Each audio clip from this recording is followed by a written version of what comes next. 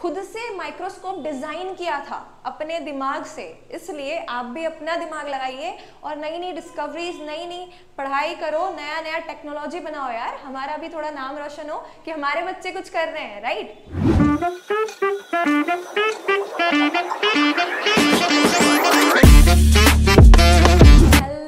And welcome back to our प्यारा सा channel educational hikes. This side Sakshi Jha, your biology mentor, and हम start करने जा रहे हैं biology series and starting up today with the first chapter, cell the fundamental unit of life. So before starting the chapter, let's get motivated. So mistakes are proof that you are trying. आप गलती कब करते हो? जब आप किसी चीज़ के लिए अटेम्प्ट करते हो, ट्राई करते हो, then only you do the mistake, that means you are trying. So keep doing your work and गलती करते रहो और गलतियों से सीखते रहो। And also if you like our channel, do subscribe, like, share, comment this video. And आपके जो भी डाउट हो आफ्टर द चैप्टर, जो भी डाउट्स हैं, comment below and ask me your doubts. I am there to solve your all the doubts. So starting up with the chapter cell. What do you think, what is cell? अगर हम बात करें cell की, just imagine a building. एक building है, वो building को बनाने के लिए हमें किस चीज़ की ज़रूरत पड़ती है? That is bricks, right? हम ब्रिक्स की मदद से एक पूरी बिल्डिंग को खड़ा कर सकते हैं। तो cell is the basic unit of our life. एक ऑर्गेनिज्म की बॉडी को बनाने के लिए, एक ऑर्गेनिज्म की बॉडी को खड़ा करने के लिए हमें सेल की ज़रूरत होती है। तो cell is the basic building block of our life. Now we also call cell as a structural and fundamental unit of life and also a functional unit. What does this mean? So अगर आपका cell ना हो तो क्या tissues form होंगे? नहीं होंगे। आपका साइकिल कुछ इस तरह से चलता है। Let me explain. When a cell is formed, tissues are form. जब बहुत सारे सेल्स एक ग्रुप में फॉर्म हो जाते हैं तो सेल्स के ग्रुप के एग्रीगेशन से टिश्यूज बनते हैं। And when tissues are form, तब टिश्यूज के एग्रीगेशन से आपका ऑर्गन्स बनते हैं। एंड व्हेन बहुत सारे ऑर्गन्स एक्यूमुलेट हो जाएं एक जगह पे, जब बहुत सारे ऑर्गन्स कनेक्ट हो जाते हैं तो उसे आप बोलते हो आपका organ system. And when someone is having an organ system, we call them as organism, right? So आप यहाँ देख सकते हो कि आपके सेल के एक्यूमुलेशन से किस तरह से टिश्यूज का फॉर्मेशन होता है एंड किस तरह से टिश्यूज से ऑर्गन्स बनते हैं, ऑर्गन्स के कनेक्ट होने से ऑर्गन सिस्टम बनता है, and lastly we get our organism. तो ऑर्गेनिज्म के स्ट्रक्चर का बेसिस कौन है? सेल के वजह से ही एक पूरा ऑर्गेनिज्म का स्ट्रक्चर बन रहा है। अब अगर सेल ही नहीं होगा तो क्या ऑर्गन या ऑर्गन सिस्टम बनेंगे? नहीं बनेंगे। क्या वो फंक्शन करेंगे? नहीं करेंगे। So that's the reason we call cell as our fundamental unit and structural and functional unit of life. Now cell जो है ना हमारे बहुत तरह के होते हैं। एक ही तरह के कुछ सेल्स नहीं होते हमारी बॉडी में। There are different kinds of sales.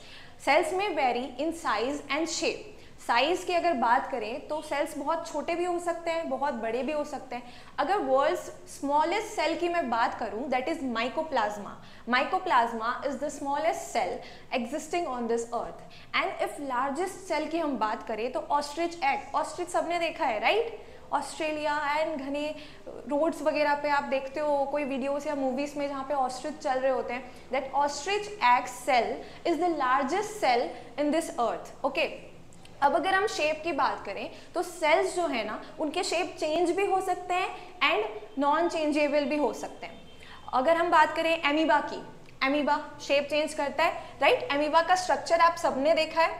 How does amoeba looks? Okay, how does amoeba looks? It looks in a different irregular shape. It's like something like this. तो एमीबा का शेप जो है वो changeable होता है, irregular सा shape होता है।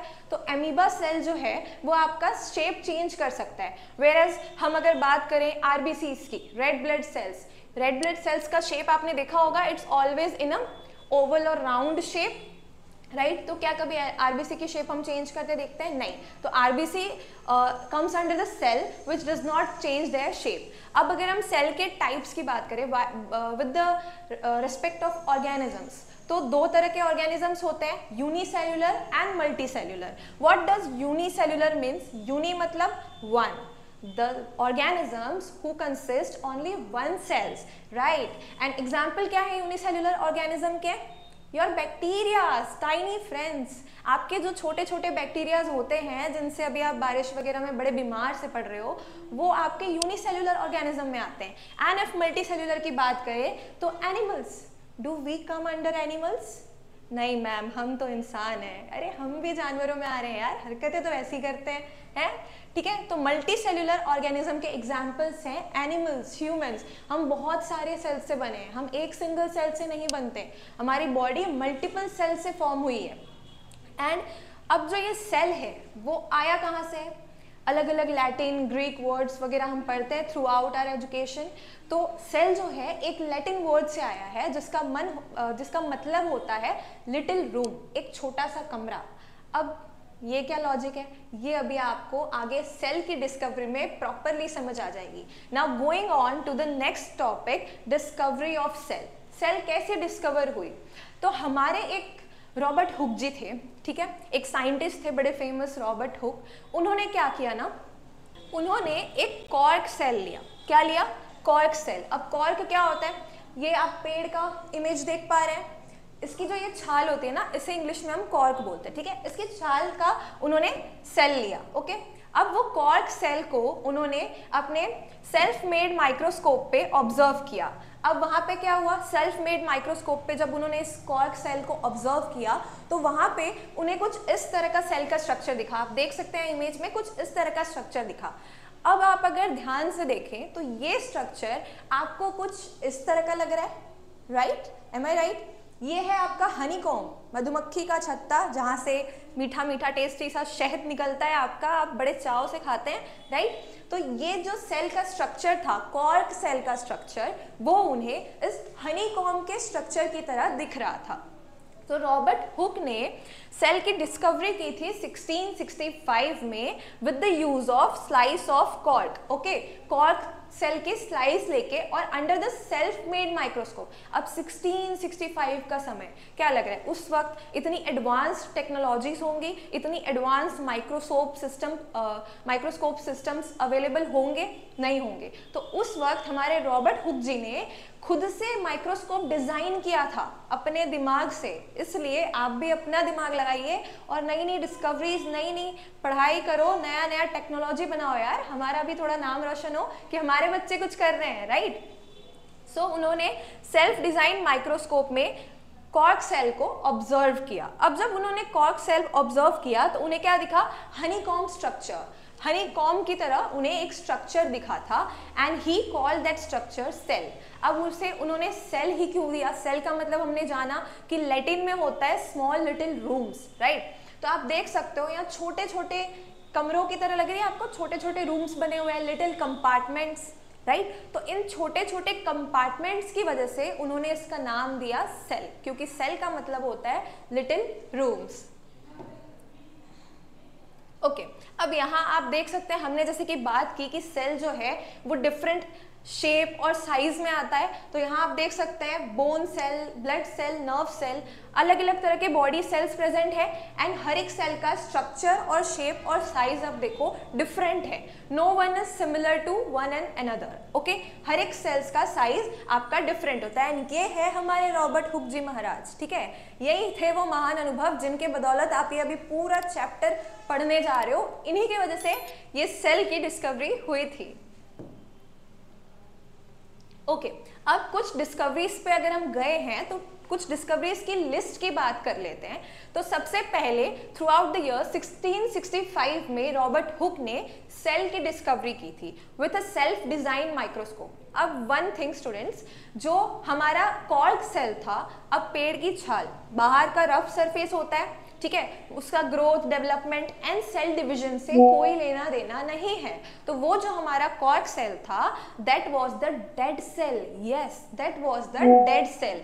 तो फर्स्ट सेल जो डिस्कवर हुआ था 1665 में वो डेड सेल की डिस्कवरी हुई थी, बट अभी तक किसी भी साइंटिस्ट ने लिविंग सेल ऑब्जर्व नहीं किया था। फिर आते हैं हमारे ल्यूवेनहुक। ल्यूवेनहुक जी ने 1674 में फर्स्ट लिविंग सेल ऑब्जर्व किया and that was from the pond water. उन्होंने पॉन्ड वाटर से कुछ वाटर लिए, उसमें कुछ मिनी माइक्रो ऑर्गेनिजम्स थे जिसे उन्होंने ऑब्जर्व किया, and those were the living cells. And तब 1674 में, मतलब ऑलमोस्ट 10 साल बाद, डेड सेल की डिस्कवरी के 10 साल बाद लिविंग सेल्स की डिस्कवरी हुई, एंड लोगों को पता चला कि अच्छा भैया लिविंग सेल भी आता है, ठीक है।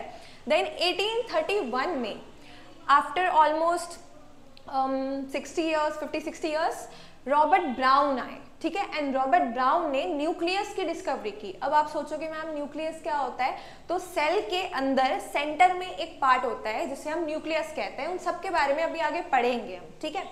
फिलहाल आप इतना समझ सकते हो कि what is the main functioning organ of our body, our brain, right. उसके बदौलत हम सब कुछ कर पा रहे हैं। तो सेल का ब्रेन होता है न्यूक्लियस, न्यूक्लियस की वजह से ही सेल प्रॉपर फंक्शनिंग करती है, ठीक है। तो दिमाग में रख लो बस कि nucleus is the brain of cell, and उसकी डिस्कवरी कब हुई थी, 1831 में बाय रॉबर्ट ब्राउन। देन 1839 में पुरकिंज आते हैं, एंड पुरकिंज ने एक प्रोटोप्लाज्म वर्ड दिया, ठीक है। अब प्रोटोप्लाज्म क्या है, वो भी सेल का ही रिलेटेड एक पार्ट है जिसे अब आगे फर्दर चैप्टर में पढ़ने वाले हो, ठीक है। देन अब एक टॉपिक आता है सेल थ्योरी, ये डिस्कवरी के लाइन में ही चल रहा था, ठीक है। जब 1839 के समय में पुरकिंज जो थे वो प्रोटोप्लाज्म की डिस्कवरी कर रहे थे, प्रोटोप्लाज्म के बारे में बता रहे थे, उसी वक्त 1838-1839 के ईयर्स में दो महान साइंटिस्ट आते हैं जो थे स्लैडन एंड श्वान। अब ये दोनों कौन थे, स्लैडन जो थे वो हमारे बॉटनिस्ट थे, बॉटनिस्ट मतलब जिन्होंने पेड़ों के बारे में पढ़ रखे हैं, ठीक है, बहुत नॉलेज थे उन्हें पेड़ पौधों के बारे में। एंड श्वान जो थे वो हमारे जूलॉजिस्ट थे, zoologist, zoo related to animals, that means जिन्होंने एनिमल्स की स्टडी कर रखी थी। तो स्लैडन ने प्लांट्स की स्टडी कर रखी थी, श्वान ने एनिमल्स की स्टडी कर रखी थी। एंड 38-39 के ईयर तक सेल्स की डिस्कवरी हो चुकी थी, living, dead cell, nucleus, protoplasm, बहुत सारी चीजें आ चुकी थी। तो इन दोनों ने मिलकर प्लांट और एनिमल के ऊपर, प्लांट और एनिमल सेल्स के ऊपर स्टडी किया, और स्टडी के दौरान उन्होंने बताया कि all living organisms are made of cell. Schleiden ने बताया कि सारे प्लांट्स जो हैं वो सेल से बने हैं, एंड श्वान ने बताया कि सारे एनिमल्स जो हैं वो सेल से बने हैं। दोनों ने मिलके टोटल ओवरऑल ऑर्गेनिजम्स के बारे में बता दिया, प्लांट्स एंड एनिमल्स। एंड दोनों ने मिलके ये बात कही कि सारे ही ऑर्गेनिजम्स जो है, whether it could be plant, it could be animals, every organism is composed of cell, ठीक है। दूसरा उन्होंने बताया cells are the basic unit of life, जो हम ऑलरेडी पढ़ चुके हैं कि cell are the building blocks of life, cells are the fundamental unit of life and they are the structural and functional unit of our life. So obviously हमें पता है कि सेल जो है वो बेसिक यूनिट है लाइफ का। Then 1855 के ईयर्स में, ऑलमोस्ट 15-20-25 साल के बाद, एक और महान अनुभव आते हैं जो रुडोल्फ वर्चाओ, 1855 के ईयर्स में रुडोल्फ वर्चाओ आते हैं। एंड ये ना वो उस तरह के थे कि अगर मान लो किसी स्टूडेंट को आगे मैम ने पूछा okay define what is cell, वो बोलेगा ma'am cells are the building block of life. अब पीछे किसी स्टूडेंट को पूछा यू से व्हाट इज सेल, उसको कुछ आता जाता नहीं है, वो क्या करेगा, वो बोलेगा हाँ हाँ मैम, वो आगे उसने जो बोला ना वही same building block of life. तो ये इन्होंने वैसा ही कुछ काम किया, इन्होंने सेल थ्योरी दी, ठीक है। बट उस सेल थ्योरी में 3 पॉइंट्स थे, जिसमें से 2 पॉइंट्स वही थे जो स्लेडन और श्वान ने कहे थे। इन्होंने उनके वाले ही पॉइंट्स वहां चिपका दिए, ठीक है। इन्होंने भी कह दिया कि हाँ हाँ हाँ सही बोल रही है, सारे लिविंग ऑर्गेनिजम्स जो हैं वो सेल से बने हुए हैं, एंड सेल्स जो है वो बेसिक यूनिट है आपकी लाइफ का, लाइफ फॉर्मेशन का, ठीक है। और इन्होंने अपना एक पॉइंट ऐड किया, अगर नहीं करेंगे तो वैल्यू थोड़ी मिलेगी, सब कुछ कॉपी पेस्ट ही थोड़ी चलता है, थोड़ा बहुत खुद की भी एडिटिंग करनी पड़ती है, राइट। तो इन्होंने कहा कि cells arise from pre-existing cells. What does this means? Cells arise from pre-existing cells. Pre का मतलब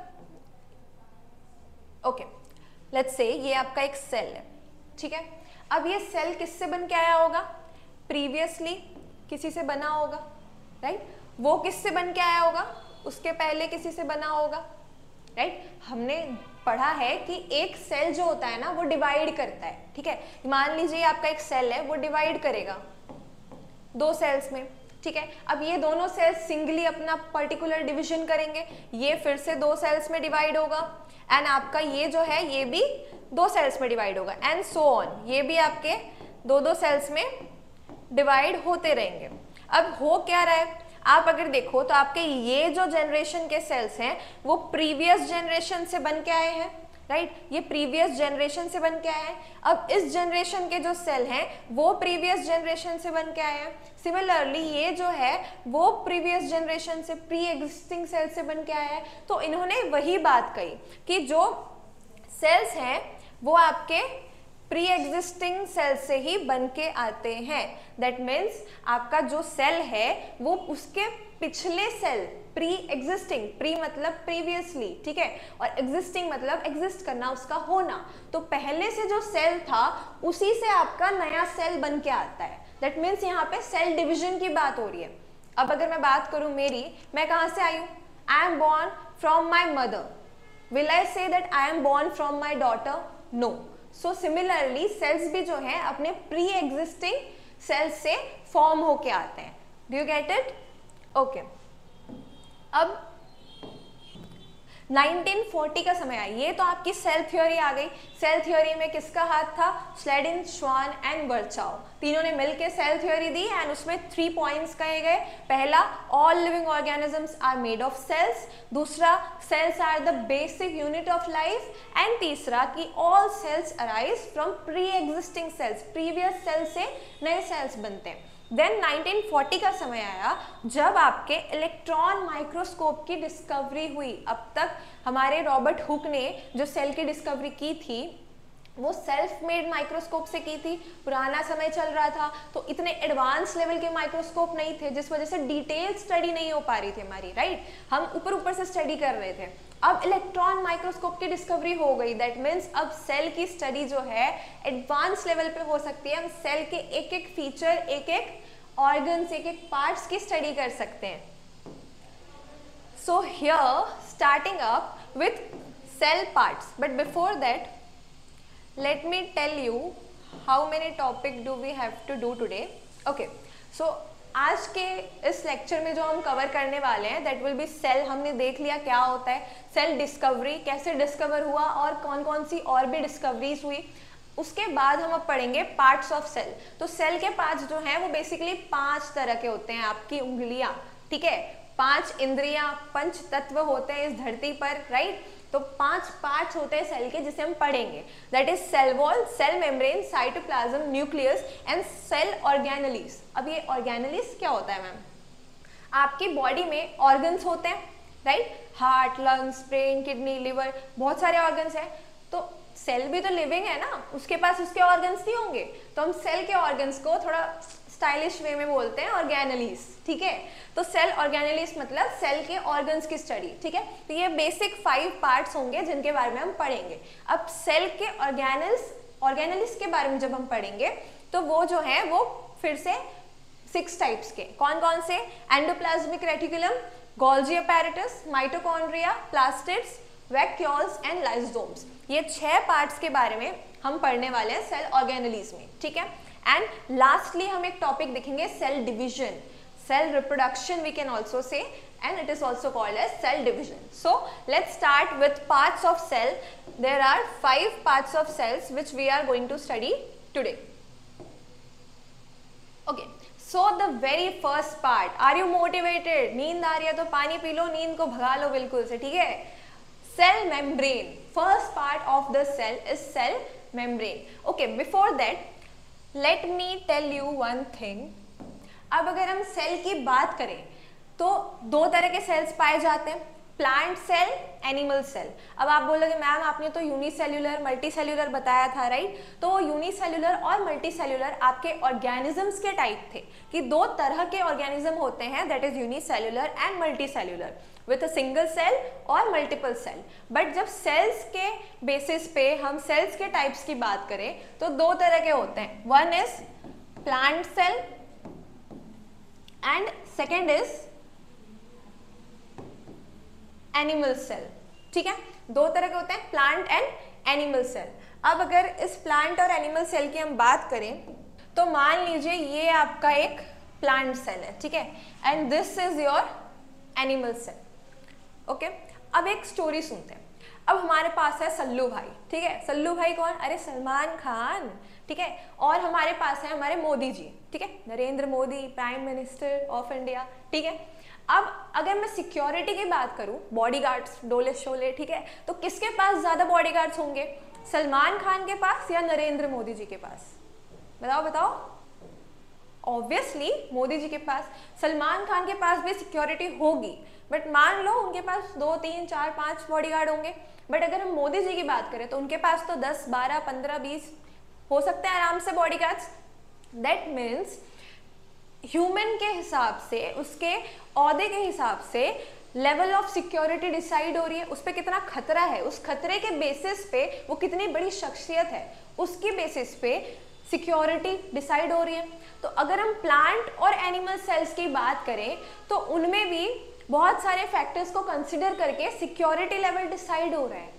सेल को सिक्योरिटी देना जरूरी है भाई, सेल नाजुक सा पार्ट है, आपकी पूरी लाइफ को फॉर्म कर रहा है वो। अब अगर सेल को कोई हार्म पहुंचा दे तो आपकी पूरी लाइफ की एग्जिस्टेंस ही खत्म हो जाएगी, राइट? तो सेल को प्रोटेक्ट करना, सिक्योरिटी देना बहुत ज्यादा जरूरी है। अब इस सिक्योरिटी की जब हम बात कर रहे हैं तो मान लीजिए एनिमल्स, आपको अगर कोई एनिमल्स में मतलब humans, don't consider yourself as animals, okay. अगर आपको कोई एक थप्पड़ मारे तो आप क्या करोगे? आपके पास 3 ऑप्शंस होंगे। ऑप्शन 1 कि आप उसे पलट के एक थप्पड़ मारो, नहीं करना है, गंदी बात, ठीक है। ऑप्शन 2 कि वो थप्पड़ मार रहा है तो आप बच जाओ, दूर हट जाओ, साइड हो जाओ, ठीक है, या उसका हाथ रोक लो, ठीक है। ऑप्शन 3 थप्पड़ मार रहा है, चुपचाप खा लो, जैसे मम्मी का खाते हो। कौन कौन सुबह खा के आया बताना मुझे कमेंट में, ठीक है। तो अब एनिमल्स या ह्यूमंस की अगर बात करें, खुद को प्रोटेक्ट कर पा रहे हैं वो, राइट। अब अगर मैं प्लांट्स की बात करूं, प्लांट्स को एक थप्पड़ मारो, क्या करेगा वो? आपको टहनी लेके आपको एक थप्पड़ मारेगा? नहीं मारेगा। अगर आप उसे थप्पड़ मारो तो क्या करेगा? ओके लेट मी जंप करके वो साइड में जंप हो जाएगा बचाने के लिए खुद को, नहीं होगा ना। That means plants don't have the ability to protect themselves और to fight for themselves that we humans have. हमें है एबिलिटी खुद को प्रोटेक्ट करने की। तो अब इस एग्जाम्पल से, ये थप्पड़ का सेल से लेना देना नहीं था, आप सेल को थप्पड़ थोड़ी मार सकते हो, but it was just an example to make you understand. अब इस थप्पड़ वाले एग्जाम्पल के बेसिस पे आप बताओ कि कौन है जिसको ज्यादा सिक्योरिटी की जरूरत है, प्लांट्स को या एनिमल्स को? प्लांट्स, क्योंकि प्लांट्स के पास सेल्फ प्रोटेक्टिंग एबिलिटी उतनी नहीं है जितनी ह्यूमंस या एनिमल्स के पास होती है। दैट मीन्स प्लांट्स को ज्यादा डबल प्रोटेक्शन की जरूरत होती है, right, as compare to animals. तो एनिमल सेल्स के पास भी एक layer of, okay let me make it properly, okay, this is your plant cell and this is your animal cell, okay. ये एनिमल सेल है, ये प्लांट सेल है। I am writing the short forms. अब अगर हम बात करें security की, तो फर्स्ट लेयर ऑफ सिक्योरिटी दोनों के पास होगी, ठीक है। ये प्लांट सेल के पास फर्स्ट लेयर ऑफ सिक्योरिटी है एंड सेम एनिमल सेल के पास भी फर्स्ट लेयर ऑफ सिक्योरिटी है, ठीक है। अब हमने पढ़ा कि प्लांट के पास सेल्फ प्रोटेक्टिंग एबिलिटी एनिमल्स के कंपैरिजन में कम है, तो उन्हें तो और ज्यादा सिक्योरिटी की जरूरत है, राइट। वो खुद को बेचारे प्रोटेक्ट नहीं कर सकते, छुटकू से तो है, नाजुक से। तो प्लांट्स के पास एक और डबल लेयर ऑफ सिक्योरिटी होती है जो एनिमल्स के पास नहीं होती है, ठीक है। तो plants have double layer security. क्या बोलते हैं आप? Z force security, Z level security होती है ना, वो होती है प्लांट्स के पास, ठीक है। डबल लेयर ऑफ सिक्योरिटी होती है। अब ये जो फर्स्ट लेयर सिक्योरिटी की है, ठीक है, ये फर्स्ट लेयर ऑफ सिक्योरिटी को आप क्या बोलते हो? जो कि दोनों के पास होती है, प्लांट्स और एनिमल्स के पास, दोनों के पास होती है। तो ये first layer of security is called as, any idea? It is called as cell membrane, okay. ये first layer of security, cell के ऊपर सिक्योरिटी है, सेल के ऊपर एक मेम्ब्रेन बनी हुई है, तो फर्स्ट लेयर ऑफ सिक्योरिटी को आप बोलते हो सेल मेम्ब्रेन, जो कि प्लांट और एनिमल दोनों सेल्स के पास होती है, ठीक है। अब प्लांट्स को अल्ट्रा सिक्योरिटी चाहिए तो उनके पास एक और लेयर ऑफ सिक्योरिटी होती है जिसे आप बोलते हो सेल वॉल, ठीक है। उनके पास सेल मेम्ब्रेन के ऊपर में सेल वॉल होती है, जो कि एनिमल्स के पास नहीं होती है। तो इतना समझ आ गया कि सेल मेम्ब्रेन जो है वो दोनों के पास होती है, जबकि सेल वॉल जो है वो सिर्फ प्लांट के पास होती है। प्लांट के पास क्यों डबल लेयर ऑफ सिक्योरिटी है, इसमें अब आपको कोई डाउट नहीं होना चाहिए। थप्पड़ वाला एग्जांपल याद कर लेना, याद रह जाएगा। Okay okay, so coming back to cell membrane, ये एक्सप्लेन करना जरूरी था कि सेल मेम्ब्रेन किसके पास है किसके पास नहीं। तो सेल मेम्ब्रेन की अब हम अगर बात करें तो आपका सेल मेम्ब्रेन जो है वो प्लांट सेल और एनिमल सेल दोनों के पास होता है। ठीक है, अब ये जो सेल मेम्ब्रेन है आपका, इसको हम एक और नाम से बुलाते हैं जो कि है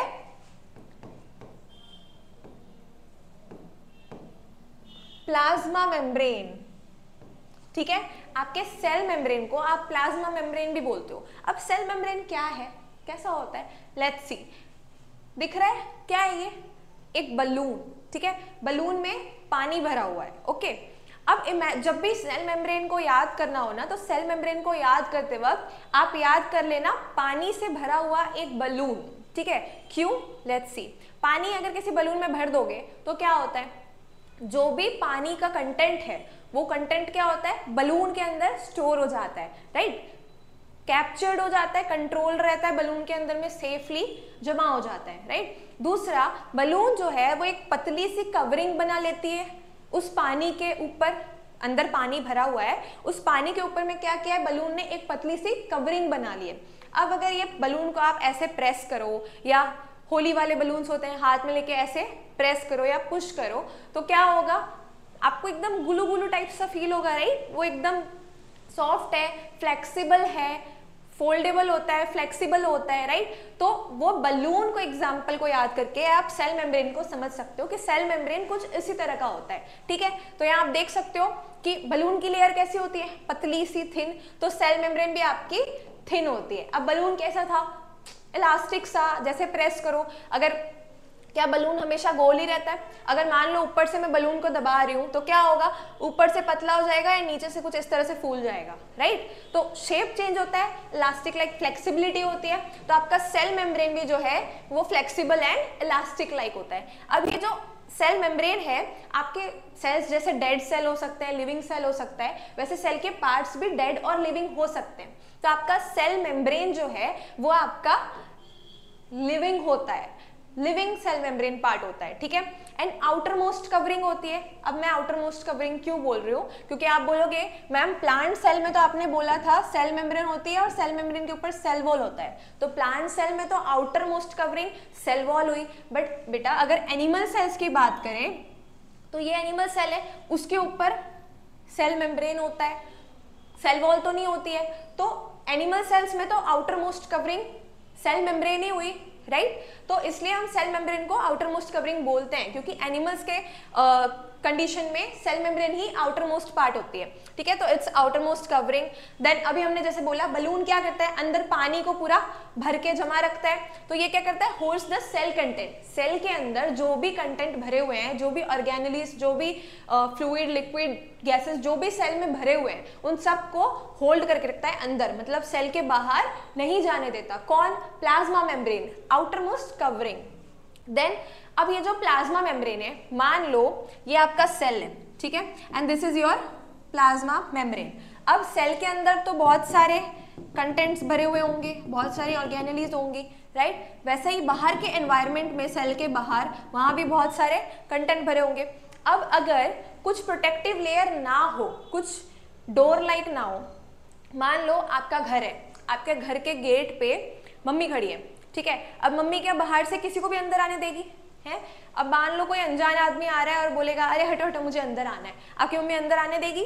नहीं आने देगी। सिमिलरली अब रात के मान लो 2 बज रहे हैं, आप बोलो मम्मी हटो मुझे बाहर जाना है, आपकी मम्मी आपको बाहर जाने देगी? नहीं जाने देगी, एक थप्पड़ खींच के लगाएगी और सुला देंगी। तो जैसे घर के अंदर और बाहर आने जाने का काम कभी भी कैसे भी कोई भी नहीं कर सकता, वैसे ही सेल के अंदर कभी भी कोई भी नहीं आ सकता। एंड सेम सेल के अंदर से सेल के बाहर कभी भी कोई भी नहीं जा सकता। तो सेल के अंदर आने के लिए और सेल से बाहर जाने के लिए प्लाज्मा मेम्ब्रेन जो है वो कंट्रोलिंग यूनिट होता है, लाइक अ मदर, ठीक है। प्लाज्मा मेम्ब्रेन डिसाइड करता है कि कौन सेल के अंदर आएगा और कौन सेल से बाहर जाएगा। जब तक वो परमिशन ना दे, जब तक वो ना जाने दे, कोई अंदर बाहर नहीं कर सकता, ठीक है। तो facilitates movement of some material because it is selectively permeable। अब जैसे कि मैंने बोला कोई भी अंदर बाहर नहीं कर सकता, तो प्लाज्मा मेम्ब्रेन जो है वो कुछ मटेरियल्स का, सम मटेरियल्स का मूवमेंट करने देता है, एंड वो बहुत सिलेक्टिवली मूवमेंट होती है, क्योंकि वो सिलेक्ट करता है कि कौन सेल से बाहर जाएगा, कौन सेल के अंदर आएगा। तो क्योंकि वो सिलेक्ट करके भेज रहा है, इसलिए उसे हम सिलेक्टिवली परमिएबल मेम्ब्रेन भी कहते हैं। What does selectively permeable means? मतलब कुछ मटेरियल्स को सिलेक्ट करके, परमिशन देके उन्हें परमिएबल बनाना। परमिएबल मतलब कि किसी चीज के आर पार जाने की क्षमता, ठीक है। तो आर पार जाने की क्षमता उन कुछ मटेरियल्स को ही देता है, चुनिंदे मटेरियल्स को सिलेक्ट करके, ठीक है, कि भाई तू जाएगा, तू आएगा, तुमसे नहीं, ना कोई रिश्ता नहीं रखना, ठीक है। तो इसलिए उसे हम सिलेक्टिवली परमिएबल मेम्ब्रेन कहते हैं कि वो कुछ ही मटेरियल्स को वो क्षमता देता है जो अंदर बाहर आना जाना सेल से कर सके, ठीक है। उसके अलावा ये आपका जो प्लाज्मा मेम्ब्रेन है, जिसे आप सेल मेम्ब्रेन भी बोलते हो, वो बना किससे है? वो बना होता है लिपिड्स और प्रोटीन से, ठीक है। बहुत सारे लिपिड्स और प्रोटीन्स मिलकर आपके सेल मेम्ब्रेन को बनाते हैं। अब सेल मेम्ब्रेन के पास ना एक और एबिलिटी होती है, बड़ी बढ़िया सी, ठीक है। अब मान लीजिए ये आपका सेल है, okay, with a cell membrane. अब यहाँ पे मान लो कोई फूड पार्टिकल है, ये क्या है आपका? फूड। अब सेल को लग गई है भूख, ठीक है, अब उसे खाना है, वो खाना उसे टेस्टी लग रहा है। अब क्या करेगा वो? उसे कैसे खाएगा? उसके हाथ पैर तो है नहीं कि आजा आजा मैं खा लेता हूँ करके। वो क्या करेगा? वो अपना शेप चेंज करेगा। व्हाट इट विल डू, वो इस तरह से फूड के पास जाएगा एंड उसे एंगल्फ करने की कोशिश करेगा। आप देख सकते हो कैसा एंगल्फ, मतलब हड़प लेना, मतलब उसे ना अपने अंदर ले लेना, निगल जाना, खा जाएगा उसे लेके, ठीक है। ये क्या होगा? फूड पार्टिकल, फिर फूड क्या होगी? कुछ इस तरह से फूड यहाँ पे आ जाएगी अब, ठीक है, और फिर ऐसे करते करते वो फूड को अंदर ले लेगा एंड उसके बाद फूड अंदर लेते ही वापस वो अपना नॉर्मल शेप कर लेगा। समझ आया क्या हुआ? नॉर्मली सेल था, उसने क्या किया? फूड को कैप्चर करने के लिए अपना स्ट्रक्चर चेंज किया, शेप चेंज किया। हमने शुरू में ही पढ़ा था कि cell can change its size and shape, अलग अलग शेप और साइज के सेल्स हो सकते हैं। तो वो एंगल्फ करने के लिए, फूड को खाने के लिए वो अपना स्ट्रक्चर चेंज करता है, लाइक अमीबा। अमीबा का देखा है आपने? इस तरह से उसके सूडोपोडियास निकले होते हैं, वो उन्हें एंगल्फ करता है, ओके। अब ये जो फूड को एंगल्फ करता है ना, एक्सटर्नल एनवायरनमेंट से लेके, खाना कहाँ मिल रहा है? बाहर के एनवायरनमेंट से ले रहे हैं, तो बाहर के एनवायरनमेंट से फूड को एंगल्फ करने के इस पूरे प्रोसेस को क्या बोलते हैं? एंडोसाइटोसिस। एंडो मतलब अंदर एंट्री करना, साइटोसिस, साइटोसिस मतलब सेल, ठीक है। तो सेल के अंदर एंट्री करवाना, किसकी एंट्री हो रही है? फूड की, ठीक है। तो इस पूरे प्रोसेस को, खाने को एंगल्फ करने के प्रोसेस को बोलते हैं एंडोसाइटोसिस। एंड इससे पता चलती है कि सेल की क्या होती है? Flexibility, right. सेल मेम्ब्रेन जो है वो फ्लेक्सिबल होता है काफी ज्यादा, ठीक है। अब ये तो हमने सेल मेम्ब्रेन के बारे में समझ लिया। एंड वन मोर थिंग हमने ऑलरेडी पढ़ा है कि सेल मेम्ब्रेन जो है वो प्लांट एंड एनिमल सेल दोनों में प्रेजेंट होता है, and it is called as plasma membrane. अब हमने यहाँ पे एंडोसाइटोसिस की बात की और हमने बात की कि सिलेक्टिवली परमिएबल मेम्ब्रेन होता है आपका सेल मेम्ब्रेन। अब ये जो सिलेक्टिवली परमिएबल मेम्ब्रेन है, मतलब सिलेक्टिवली अलाउ कर रहे हैं कुछ मटेरियल्स को अंदर आना और बाहर जाना, तो वो कुछ मटेरियल्स कौन से हैं और उन्हें अंदर बाहर जो करने दे रहा है, तो वो किस तरह से कर रहे हैं, कौन से प्रोसेस से कर रहे हैं, हम उन्हें समझेंगे कि सेल मेम्ब्रेन के अंदर बाहर मूवमेंट कैसे होता है और कौन से मटेरियल का होता है और क्यों होता है और कब होता है, हर एक डिटेल समझेंगे, ओके।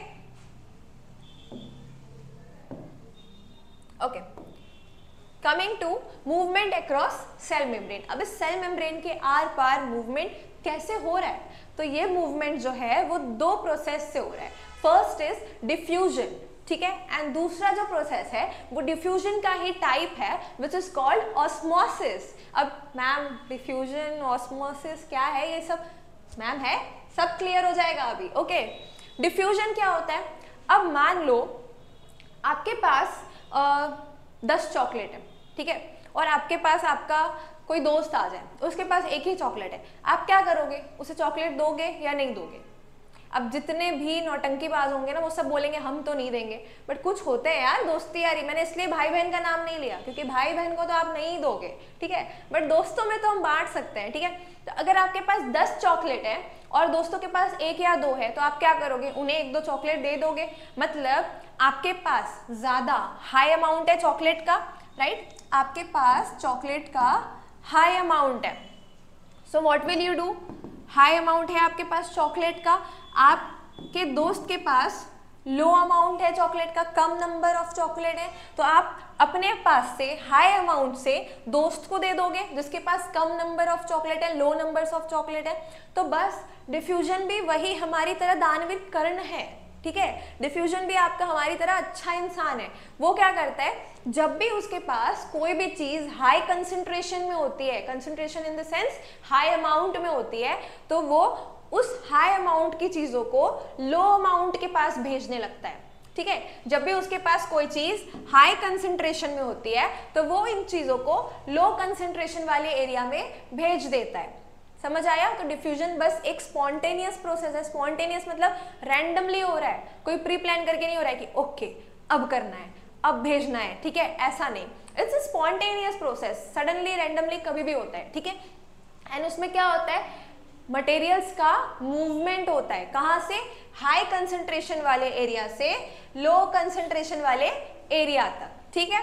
अब ये डिफ्यूजन किस में ज्यादा हो रहा है, किस में कम? अब आपने अगर केमिस्ट्री पढ़ा होगा तो केमिस्ट्री में आप जानते हो 3 तरह के स्टेट्स होते हैं मटेरियल्स या मैटर के, सॉलिड, लिक्विड एंड गैसेस। अब गैसेस के जो पार्टिकल्स हैं, जो एटम्स एंड मॉलिक्यूल्स हैं, वो बहुत वाइडली स्प्रेड होते हैं, बहुत इंटर सेल्यूलर गैप होता है उनके बीच, इंटरमॉलिक्यूलर स्पेसेस बहुत ज्यादा होते हैं, right, as compare to solid and liquid. और लिक्विड में जो है मॉलिक्यूल्स बहुत ज्यादा टाइटली पैक्ड होते हैं, राइट, इस तरह से, जबकि गैसेस में बहुत वाइडली स्प्रेड होते हैं, दूर दूर होते हैं मॉलिक्यूल्स, राइट। तो अब ये डिफ्यूजन जो कंसंट्रेशन भेज रहा है हाई से लो वाले एरिया में, उसका लो वाले एरिया में जाके वो क्या हो रहा है, मिक्सअप हो रहा है। मान लो यहाँ पे कोई सब्सटेंस भरा हुआ है, ठीक है, बहुत ज्यादा नंबर में, एंड यहाँ पे एक सब्सटेंस है गैस का, ठीक है, मान लो ये गैस मॉलिक्यूल्स है दूर दूर, और ये आपके सॉलिड मॉलिक्यूल्स हैं बहुत क्लोजली पैक्ड। अब बताओ इसको आप किस में डालोगे, इस ए वाले कंटेनर में या बी वाले कंटेनर में? किस में डालोगे तो ज्यादा जल्दी वो मिक्स हो जाएगा?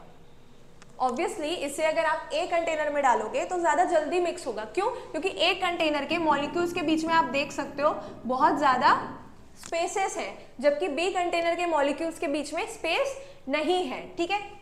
तो दैट्स द रीजन कि ये जो डिफ्यूजन का प्रोसेस है ना, मिक्सिंग अप, हाई कंसंट्रेशन से लो कंसंट्रेशन में जाने का प्रोसेस, ये जो है वो गैसेस में सबसे ज्यादा स्पीड में होता है। सबसे ज्यादा डिफ्यूजन किस में पाई जाती है? गैसेस में होती है, एंड सबसे कम डिफ्यूजन सॉलिड्स में होता है। लिक्विड हमारा बीच का बंदर है, हमेशा लटकता रहता है, ठीक है।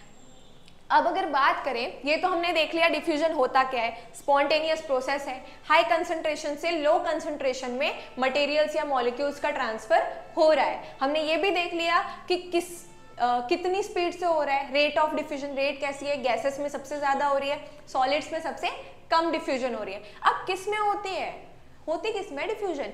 तो बहुत छोटे छोटे सब्सटेंस में होते हैं, एकदम चुन्नू चुन्नू से सब्सटेंस आपके स्मॉल साइज सब्सटेंस में होते हैं। वो स्मॉल साइज सब्सटेंस कौन से हैं? आपके कोई आयंस हो सकते हैं, कोई मॉलिक्यूल्स हो सकते हैं, या फिर फ्लूइड्स हो सकते हैं। फ्लूइड्स में क्या? फ्लूइड में सिर्फ लिक्विड नहीं आती है, फ्लूइड मतलब गैसेस और लिक्विड दोनों आपके फ्लूइड्स में आती है। तो आपके गैसेस में भी हो सकता है जैसे CO2 एंड ऑक्सीजन, एंड आपके लिक्विड में भी हो सकता है that is water, and ions and molecules में तो हो ही रहे हैं। अब एक रियल एग्जांपल देखते हैं। अभी हमने देख लिया डिफ्यूजन क्या होता है, किस में होता है, कैसे होता है, ठीक है। अब ये देखो कि डिफ्यूजन एक्चुअली में कहाँ पे हो रहा है, ठीक है। अब अगर हम डिफ्यूजन की बात करें तो डिफ्यूजन आपके सेल में भी हो रहा है, डिफ्यूजन की प्रोसेस आपके सेल में चल रही है। अब सेल में ये प्रोसेस कहाँ हो रही है, क्यों हो रही है, वही हम समझेंगे। ओके, अब अगर मैं बात करूँ सेल में डिफ्यूजन की, तो आपका ये एक सेल का एग्जाम्पल है, आप देख सकते हैं ये आपका एक सेल है, ठीक है। इस सेल के बाहर ये फर्स्ट लेयर क्या है, what is this first layer, this is your plasma membrane, and what is this second layer, this is your cell wall. तो ये कौन सा सेल है, प्लांट सेल है या एनिमल सेल है, it has double layer of protection, double security है। क्या है ये आपका प्लांट सेल है। So this is your plant cell, ठीक है। इसके पास आप देख सकते हो ये पहला वाला है सेल मेम्ब्रेन एंड ये दूसरा वाला है आपका सेल वॉल। ओके, अब आप देख सकते हो CO2 भरी हुई है। आपके सेल में क्या होता है ना, सेल आपकी बहुत सारी प्रोसेसेस करती है, digestion, respiration, growth, development, cell division, बहुत सारे प्रोसेसेस चलती हैं, ठीक है। अब उन प्रोसेसेस में क्या होता है, जब वो सारे प्रोसेस चल रहे होते हैं तो आपके सेल के अंदर CO2 का प्रोडक्शन होता है, बहुत लार्ज अमाउंट में CO2 प्रोड्यूस होते रहता है, ठीक है। अब जब वो CO2 प्रोडक्शन हो रहा है तो क्या वो CO2 आपके काम का है, सेल कहाँ पे, आपकी बॉडी में, ठीक है। फॉर एग्जाम्पल अगर मैं आपकी बॉडी की बात करूँ तो सेल आपकी बॉडी में, तो वहाँ पे CO2 प्रोडक्शन बहुत लार्ज अमाउंट में हो रहा है। अब वो जो CO2 प्रोडक्शन हो रहा है तो वो सेल के लिए काम का नहीं है, ठीक है, whether it be plant cell, animal cell, वो उनके उतने काम का नहीं है। अब वो सेल क्या कर रहा है, जब बहुत ज्यादा अमाउंट में CO2 बना रहा है तो that large amount of CO2 is a waste material for them, ठीक है। वो लार्ज अमाउंट ऑफ CO2 उनके लिए एक वेस्ट की तरह है। तो अब क्या होता है, वो वेस्ट अंदर में बहुत ज्यादा है सेल के अंदर, वहीं अगर सेल के बाहर के एनवायरनमेंट की बात करें तो बाहर में कोई है CO2 प्रोडक्शन करने के लिए, सेल के बाहर नहीं है, तो बाहर में थोड़े बहुत CO2 अमाउंट में प्रेजेंट होते हैं, ठीक है। अब क्या होगा, यहाँ पे कंसंट्रेशन कैसा है सेल के अंदर CO2 का, बहुत हाई है, जबकि बाहर कैसा कंसंट्रेशन है, लो कंसंट्रेशन है। तो डिफ्यूजन में क्या होगा, सेल के अंदर का CO2 हाई कंसंट्रेशन से लो कंसंट्रेशन में ट्रांसफर होने लगेगा। अब क्या होगा, जो सेल के अंदर CO2 भरा पड़ा है वो हाई कंसंट्रेशन से लो कंसंट्रेशन में जाना स्टार्ट कर देगा, एंड यही है जहां आपका सेल में डिफ्यूजन का प्रोसेस हो रहा है। तो सेल्यूलर एक्टिविटीज की वजह से CO2 का प्रोडक्शन होता है और वो CO2 जो है वो सेल को लेफ्ट कर देता है, लीव कर देता है। जैसे आपको किसी ग्रुप का काम नहीं होता, आप उस ग्रुप को छोड़ देते हो, व्हाट्सएप पे एग्जिट कर लेते हो, ये CO2 को अभी सेल के अंदर अब कुछ काम नहीं है और सेल उसे जो है बड़ी बेइज्जती करके ट्रीट करता है। तो CO2 बोलता है कि भाई अब मुझे तेरे साथ नहीं रहना, अब मैं जा रहा हूँ तेरा ये ग्रुप छोड़ के। और CO2 जो है वो डिफ्यूजन प्रोसेस की मदद से सेल को छोड़ के ये गलियां, ये चौबारा या आना ना दोबारा कर लेता है, ठीक है, और बाहर चले जाता है। And this process is called as diffusion, where CO2 moves from high concentration area to low concentration area of external environment.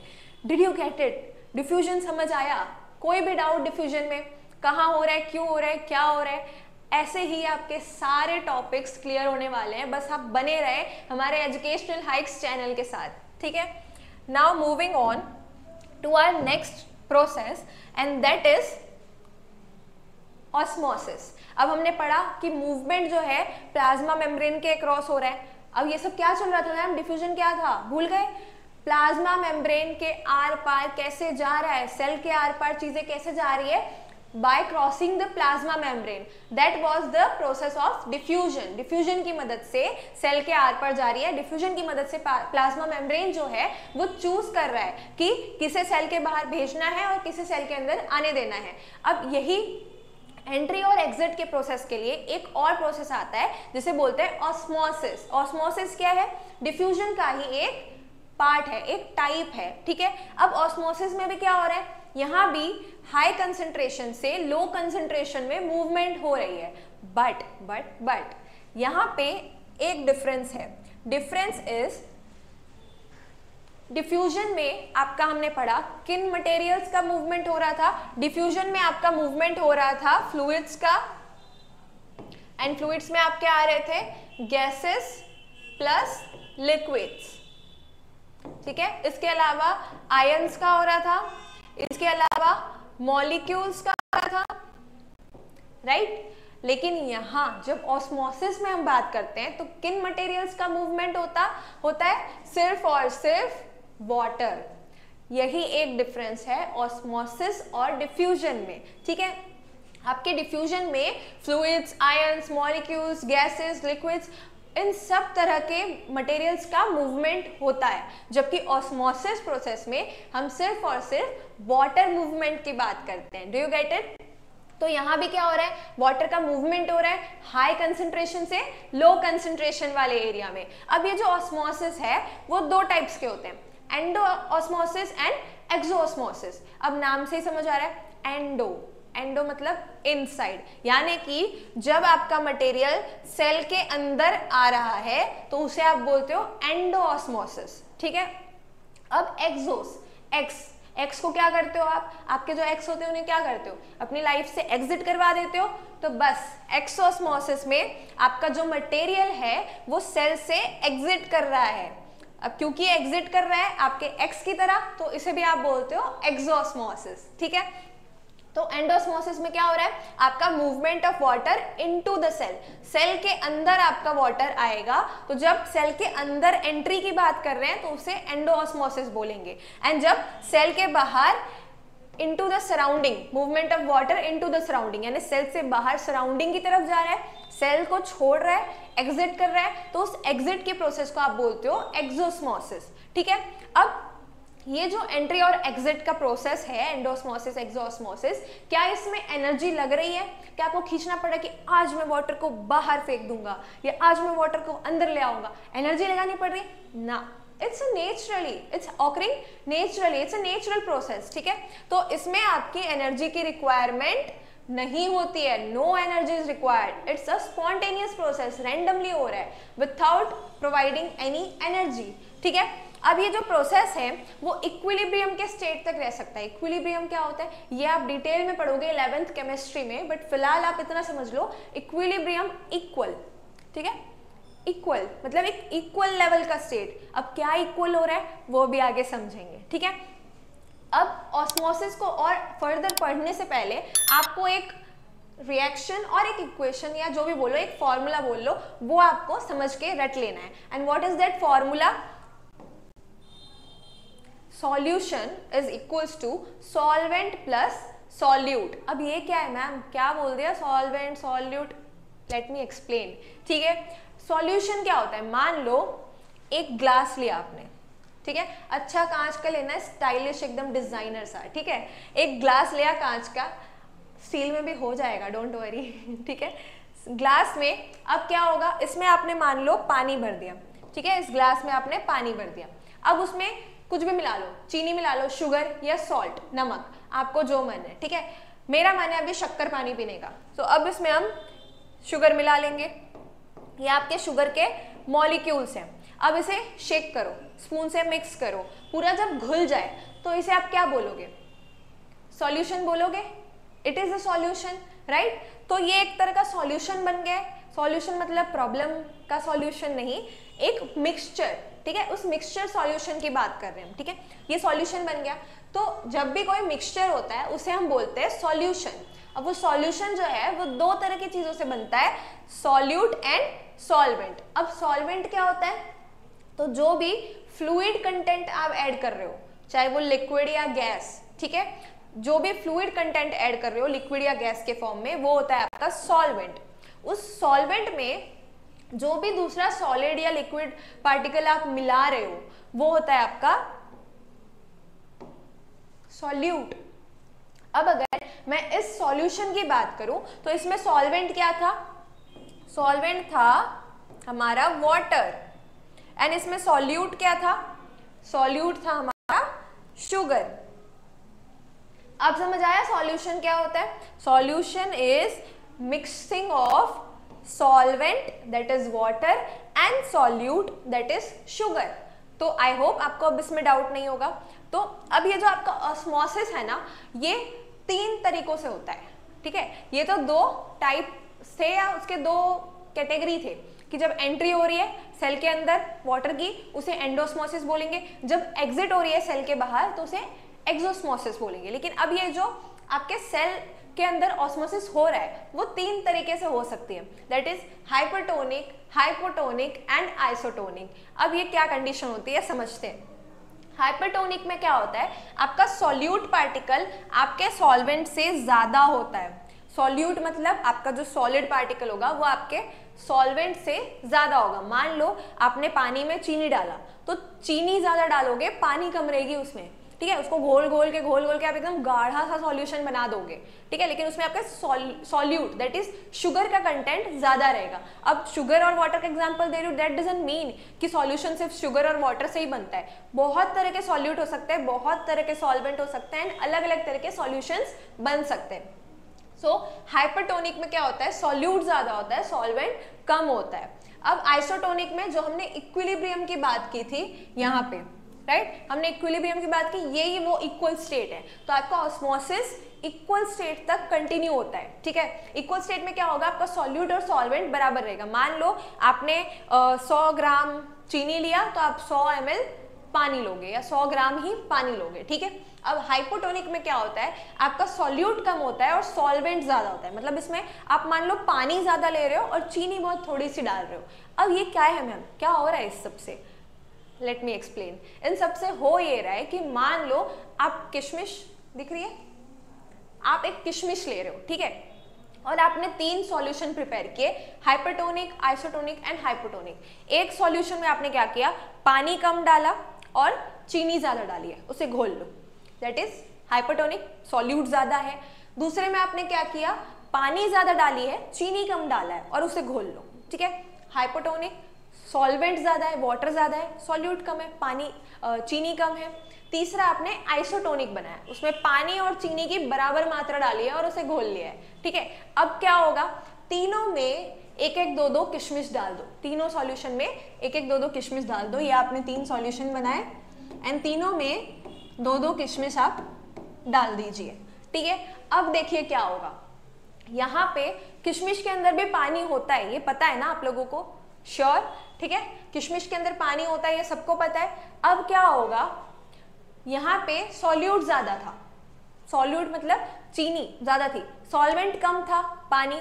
तो यहाँ पे हाइपरटोनिक की अगर हम बात करें तो हाइपरटोनिक में क्या हो रहा था, आपका पानी जो है वो कम था और सॉल्यूट ज्यादा था, जिस वजह से पानी का जो है गाढ़ापन कम हो गया, पानी का अमाउंट कम हो गया है। किशमिश में पानी का अमाउंट ज्यादा है, ठीक है। तो अब क्या होगा, क्योंकि किशमिश में बाहर के ग्लास के कंपैरिजन में पानी का अमाउंट कम है, सॉरी ज्यादा है किशमिश में एज कंपेयर टू बाहर का ग्लास का सॉल्वेंट, ठीक है। तो यहाँ पे क्या हो रहा है, आपके ग्लास में पानी कम है और किशमिश में पानी ज्यादा है। तो मूवमेंट कैसा होता है, हाई कंसंट्रेशन से लो कंसंट्रेशन में। तो यहाँ हाई कंसंट्रेशन किसका है, किशमिश का, और लो कंसंट्रेशन किसका है, बाहर के ग्लास के पानी का। तो क्या होगा, किशमिश में जो भी पानी है वो बाहर ग्लास में रिलीज हो जाएगा। क्या होगा, बाहर ग्लास में रिलीज हो जाएगा। अब क्या होगा, ग्लास में लो कंसंट्रेशन था वाटर का, सॉल्यूट की वजह से, क्योंकि हमने इतना चीनी ज्यादा घोल दिया था, पानी से ज्यादा चीनी डाल दिया था, जिस वजह से क्या हुआ था, वाटर में सॉल्यूट का कंटेंट ज्यादा हो गया, जिस वजह से ग्लास में सॉल्वेंट का अमाउंट कम हो गया था, वाटर का अमाउंट कम हो गया था। और किशमिश में वाटर का अमाउंट ज्यादा था, जो नॉर्मली पहले रहता है उस रेंज के अकॉर्डिंग, ठीक है। तो अब किशमिश में हाई कंसंट्रेशन है वाटर का एंड ग्लास में लो कंसंट्रेशन है वाटर का। तो हाई कंसंट्रेशन से लो कंसंट्रेशन में आपका ऑस्मोसिस का प्रोसेस होता है, राइट। तो यहाँ पे वही हो रहा है, किशमिश से पानी निकल के बाहर ग्लास में रिलीज हो जाएगा। अब किशमिश के हाई कंसंट्रेशन से बाहर ग्लास के लो कंसंट्रेशन में वाटर चला गया, तो किशमिश तो खाली हो गई ना, किशमिश का पानी निकल गया, तो किशमिश क्या हो जाएगा, सिकुड़ जाएगा। किशमिश के सेल्स कुछ इस तरह से सिकुड़े हुए दिखेंगे। तो क्या होगा, हाइपरटोनिक में क्या होता है, आपका सेल जो है वो श्रिंक हो जाता है। सेल क्या होता है, श्रिंक, श्रिंक मतलब सिकुड़ जाता है। अब बात करें हाइपोटोनिक की, तो इसमें क्या था, सॉल्यूट कम लिया था हमने, सॉल्वेंट ज्यादा लिया था, यानी कि इसमें पानी ज्यादा था। अब उसमें अगर हम किशमिश डालेंगे तो बाहर के ग्लास में ज्यादा पानी रहता है, क्योंकि चीनी तो हमने थोड़ी सी घोली थी, तो बाहर के ग्लास में पानी ज्यादा रहता है और किशमिश के अंदर ग्लास के कंपैरिजन में कम पानी होता है। तो अब ज्यादा कहाँ पे है पानी, ज़्यादा ग्लास में है और किशमिश में लो है, तो अब हाई से लो ही जाता है, तो ग्लास का हाई सॉल्वेंट रेशियो है और किशमिश का लो सॉल्वेंट रेशियो है, तो ग्लास से किशमिश में, ग्लास के पानी किशमिश में ट्रांसफर होने लग जाएगा, जिस वजह से क्या होगा, किशमिश फूल जाएगा, मोटा हो जाएगा। तो आप देख सकते हो यहाँ पे सेल्स जो है वो स्वेल हो गए। क्या हो जाते हैं इसमें, सेल स्वेल हो जाते हैं। स्वेल मतलब फूल जाते हैं, ठीक है। क्यों फूल रहे हैं वो समझ आया, क्योंकि ग्लास में हाई कंसंट्रेशन है सॉल्वेंट का एज कंपेयर टू रियल किशमिश, रियल रेजिन, ठीक है। अब आइसोटोनिक में क्या हो रहा है,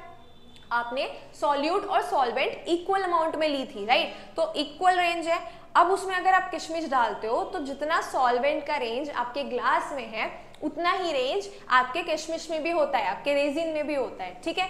रेजिन इंग्लिश में किशमिश को बोलते हैं, ठीक है, उधर भी उतना इक्वल अमाउंट होता है। तो जिस वजह से अगर ये आपका किशमिश है और ये आपका ग्लास है, तो जितना आपका किशमिश के अंदर जा रहा है पानी, ठीक है, ये मान लीजिए आपका ग्लास है और ये किशमिश, तो जितना पानी किशमिश से बाहर आ रहा है उतना ही पानी किशमिश के अंदर भी आता है, ठीक है, तो वो इक्वल होता है। और मोस्टली इसमें ट्रांसफर नहीं होता है, क्यों, क्योंकि किशमिश और बाहर के ग्लास में इक्वल रेंज ऑफ सॉल्वेंट है, इक्वल कंसंट्रेशन है वाटर का, ना कहीं हाई है ना कहीं लो है, तो ट्रांसफर अंदर बाहर होता ही नहीं है, जिस वजह से सेल्स जो है वो नॉर्मल दिखते हैं, ना स्वेल होते हैं, ना फूलते हैं, ना श्रिंक होते हैं, सिकुड़ते भी नहीं है, ठीक है। तो आइसोटोनिक में सेल्स एज इट इज रहते हैं, कोई चेंजेस नहीं आते। तो ये तीन तरह से ऑस्मोसिस आपके होते हैं, याद रखना है। हाइपो, हिप्पोपोटामस, हाइपो से हिप्पो याद कर लो, और हिप्पोपोटामस कैसा होता है, मोटा सा होता है, तो याद रखना है कि हाइपोटोनिक में हाइपो हो जाता है, मतलब मोटा हो जाता है, ठीक है, और हाइपरटोनिक में पतला हो जाता है, श्रिंक हो जाता है सेल, ठीक है। हाइपरटोनिक में सॉल्वेंट कम रहता है, हाइपोटोनिक में सॉल्वेंट ज्यादा रहता है, आइसोटोनिक में दोनों बराबर रहते हैं। Do you get it? Any doubt in osmosis? Okay, अब ऑस्मोसिस में एक प्रोसेस आती है दैट इज प्लाज्मोलाइसिस। प्लाज्मोलाइसिस क्या होता है, जब आपके plant cells, living plant cells, जब लिविंग प्लांट सेल्स श्रिंक हो जाते हैं ना, किस प्रोसेस से श्रिंक होते हैं, क्यों श्रिंक होंगे, अगर सेल के अंदर से पानी बाहर जाएगी तो श्रिंक होगा, या सेल के अंदर पानी अंदर आएगी तो श्रिंक होगा, पानी बाहर जाएगी, दैट मीन्स सेल के अंदर से बाहर जाने के प्रोसेस को हम एक्सोस्मोसिस कहते हैं, यानी कि श्रिंक एक्सोस्मोसिस कंडीशन में होगी। तो क्या मैं कह सकती हूँ कि हाइपरटोनिक सॉल्यूशन जो है वो एक्सोस्मोसिस कंडीशन को फॉलो करता है, सेल के अंदर से बाहर पानी ले जाता है एंड इस वजह से श्रिंक हो जाता है। तो क्या मैं कह सकती हूँ हाइपोटोनिक जो है वो सॉल्यूशन एंडोस्मोसिस का प्रोसेस फॉलो करता है। एंडोस्मोसिस मतलब सेल के अंदर एंटर करना, तो यहाँ क्या हो रहा है, पानी सेल के अंदर एंटर कर रहा है। तो हाइपोटोनिक सॉल्यूशन में सेल स्वेल होते हैं क्योंकि सेल में एंडोस्मोसिस होता है, यानी बाहर का कंसंट्रेशन ज्यादा होता है सेल के कंपैरिजन में, तो बाहर के हाई कंसंट्रेशन से लो कंसंट्रेशन में सेल के अंदर वाटर का मूवमेंट होता है, ठीक है। And isotonic is neutral, neutral बाबा ये हमारा, ठीक है। तो प्लाज्मोलाइसिस क्या होता है, आपके लिविंग प्लांट सेल जब एक्सोस्मोसिस प्रोसेस के थ्रू सेल से पानी बाहर निकल जाता है, plant cells, living plant cell से जब पानी बाहर निकल जाती है और उस वजह से आपके लिविंग प्लांट सेल्स श्रिंक हो जाते हैं, तो उस प्रोसेस को आप प्लाज्मोलाइसिस बोलते हो, ठीक है। So this is all about your osmosis. I hope there is no doubt, and if there is any doubt do ask me in the comment section. तो आप यहाँ देख सकते हो ये आपका हाइपरटोनिक सॉल्यूशन की किशमिश है, श्रिंक हो चुके हैं, क्यों, क्योंकि इसके बाहर एनवायरनमेंट में सॉल्यूशन में पानी कम था तो इसके अंदर का पानी बाहर निकल गया, इसमें हाई कंसंट्रेशन था तो वो लो कंसंट्रेशन में चला गया। अब यहाँ पे क्या हो रहा है, किशमिश स्वेल है, हाइपोटोनिक सॉल्यूशन के एग्जांपल है, ठीक है। क्या हो रहा है, किशमिश के अंदर पानी कम था, बाहर एनवायरनमेंट में ज्यादा था, तो वो पानी सारे एंडोस्मोसिस किए, किशमिश के अंदर घुस गए, ठीक है। And here your cell membrane ends. तो सेल मेम्ब्रेन में क्या देखा हमने कि सेल मेम्ब्रेन जो है हमारी थिन सी लेयर है जो क्या करती है, प्रोटेक्ट करने का काम करती है एंड बहुत सिलेक्टिवली मटेरियल्स को अंदर बाहर भेजती है, और इसलिए उसे सिलेक्टिवली परमिएबल मेम्ब्रेन भी कहते हैं, उसे प्लाज्मा मेम्ब्रेन भी कहते हैं। और हमारी cell membrane plant and animal cells दोनों में प्रेजेंट होती है और वो फूड को एंगल्फ करके खाती है, उस प्रोसेस को एंगल्फ करके एनवायरनमेंट से फूड लेने के प्रोसेस को एंडोसाइटोसिस कहते हैं। अब ये जो मूवमेंट है सेल मेम्ब्रेन के अक्रॉस वो दो प्रोसेस से होता है, डिफ्यूजन एंड ऑस्मोसिस। दोनों में मूवमेंट ऑफ मटेरियल होता है from high concentration to low concentration region. लेकिन डिफ्यूजन में fluids, liquid, water, gas, ions, molecules, बहुत सारी चीजों का मूवमेंट होता है, जबकि आपके ऑस्मोसिस में सिर्फ और सिर्फ वाटर का मूवमेंट होता है। ठीक है, डिफ्यूजन में हमने CO2 का एग्जांपल देखा था which moves outside the cell, and osmosis में हमने 3 तरह के सॉल्यूशंस देखे, hypotonic, hypotonic and isotonic, and हमने प्लाज्मोलाइसिस के बारे में पढ़ा, एंड 2 तरह के ऑस्मोसिस होते हैं वो भी देखे। ठीक है, अब हमारा नेक्स्ट सेल का पार्ट है। अभी हमारा इतने देर से फर्स्ट पार्ट चल रहा था सेल मेम्ब्रेन, अब हम आते हैं next part that is cell wall. अब सेल वॉल में क्या हो रहा है? सेल वॉल क्या है? सबसे पहले तो हमने देखा सेल वॉल सिर्फ और सिर्फ प्लांट सेल के पास प्रेजेंट होती है, एनिमल्स के पास अल्ट्रा सिक्योरिटी नहीं होती, डबल लेयर प्रोटेक्शन नहीं होता। ये आपका प्लांट सेल है, ये एक सेल है, उसके बाहर सेल मेम्ब्रेन होता है एंड उसके बाहर सेल वॉल होता है। ठीक है, एकदम वॉल कड़क खड़ा रहता है जिस वजह से हमारी प्लांट सेल्स मजबूत रहती है, जल्दी डैमेज नहीं होती है। ठीक है, अब ये जो सेल वॉल है ना, ये एनिमल सेल्स में तो एब्सेंट होता है, हमने देखा। ठीक है, अब ये अलग अलग ऑर्गेनिजम्स में जिनमें सेल वॉल होते हैं, फॉर एग्जांपल प्लांट में होता है, बैक्टीरिया में होता है, फंगी में होता है। ठीक है, तो इन अलग अलग ऑर्गेनिज्म में अलग अलग कंपोनेंट से सेल वॉल बने होते हैं। अब अगर मैं प्लांट सेल की बात करूं तो प्लांट सेल किससे बना होता है? Cellulose. Plant cell is made up of cellulose. Plant के सेल वॉल जो है वो सेल्यूलोज से बने होते हैं, जबकि फंगल सेल वॉल किससे बना होता है? काइटिन। फंगल सेल वॉल बनता है हमारा काइटिन से, एंड बैक्टीरियल सेल आपकी बनती है पेप्टिडोग्लाइकन से। ये सब क्या है? अलग अलग कंपोनेंट्स हैं जो बहुत सारे प्रोटीन्स, लिपिड्स, फैट्स, इन सब से कंपोज्ड होते हैं। ठीक है, पेप्टिडोग्लाइकन से आपका बैक्टीरियल सेल वॉल बनता है। अब हमने देखा था कि प्लाज्मा मेम्ब्रेन हमारा लिविंग था, लिविंग कंपोनेंट। ये सेल वॉल जो है वो नॉन लिविंग कंपोनेंट होता है, इट्स अ डेड पार्ट। ठीक है, सेल वॉल आपका डेड पार्ट होता है एंड ये फ्रीली परमिएबल होता है। फ्रीली परमिएबल, अब हमने देखा कि प्लाज्मा मेम्ब्रेन सिलेक्टिवली परमिएबल था, मतलब वो चीज़ों को बहुत सिलेक्ट करके भेजता था, कौन अंदर आएगा कौन जाएगा, बहुत सिलेक्ट करके भेजता था।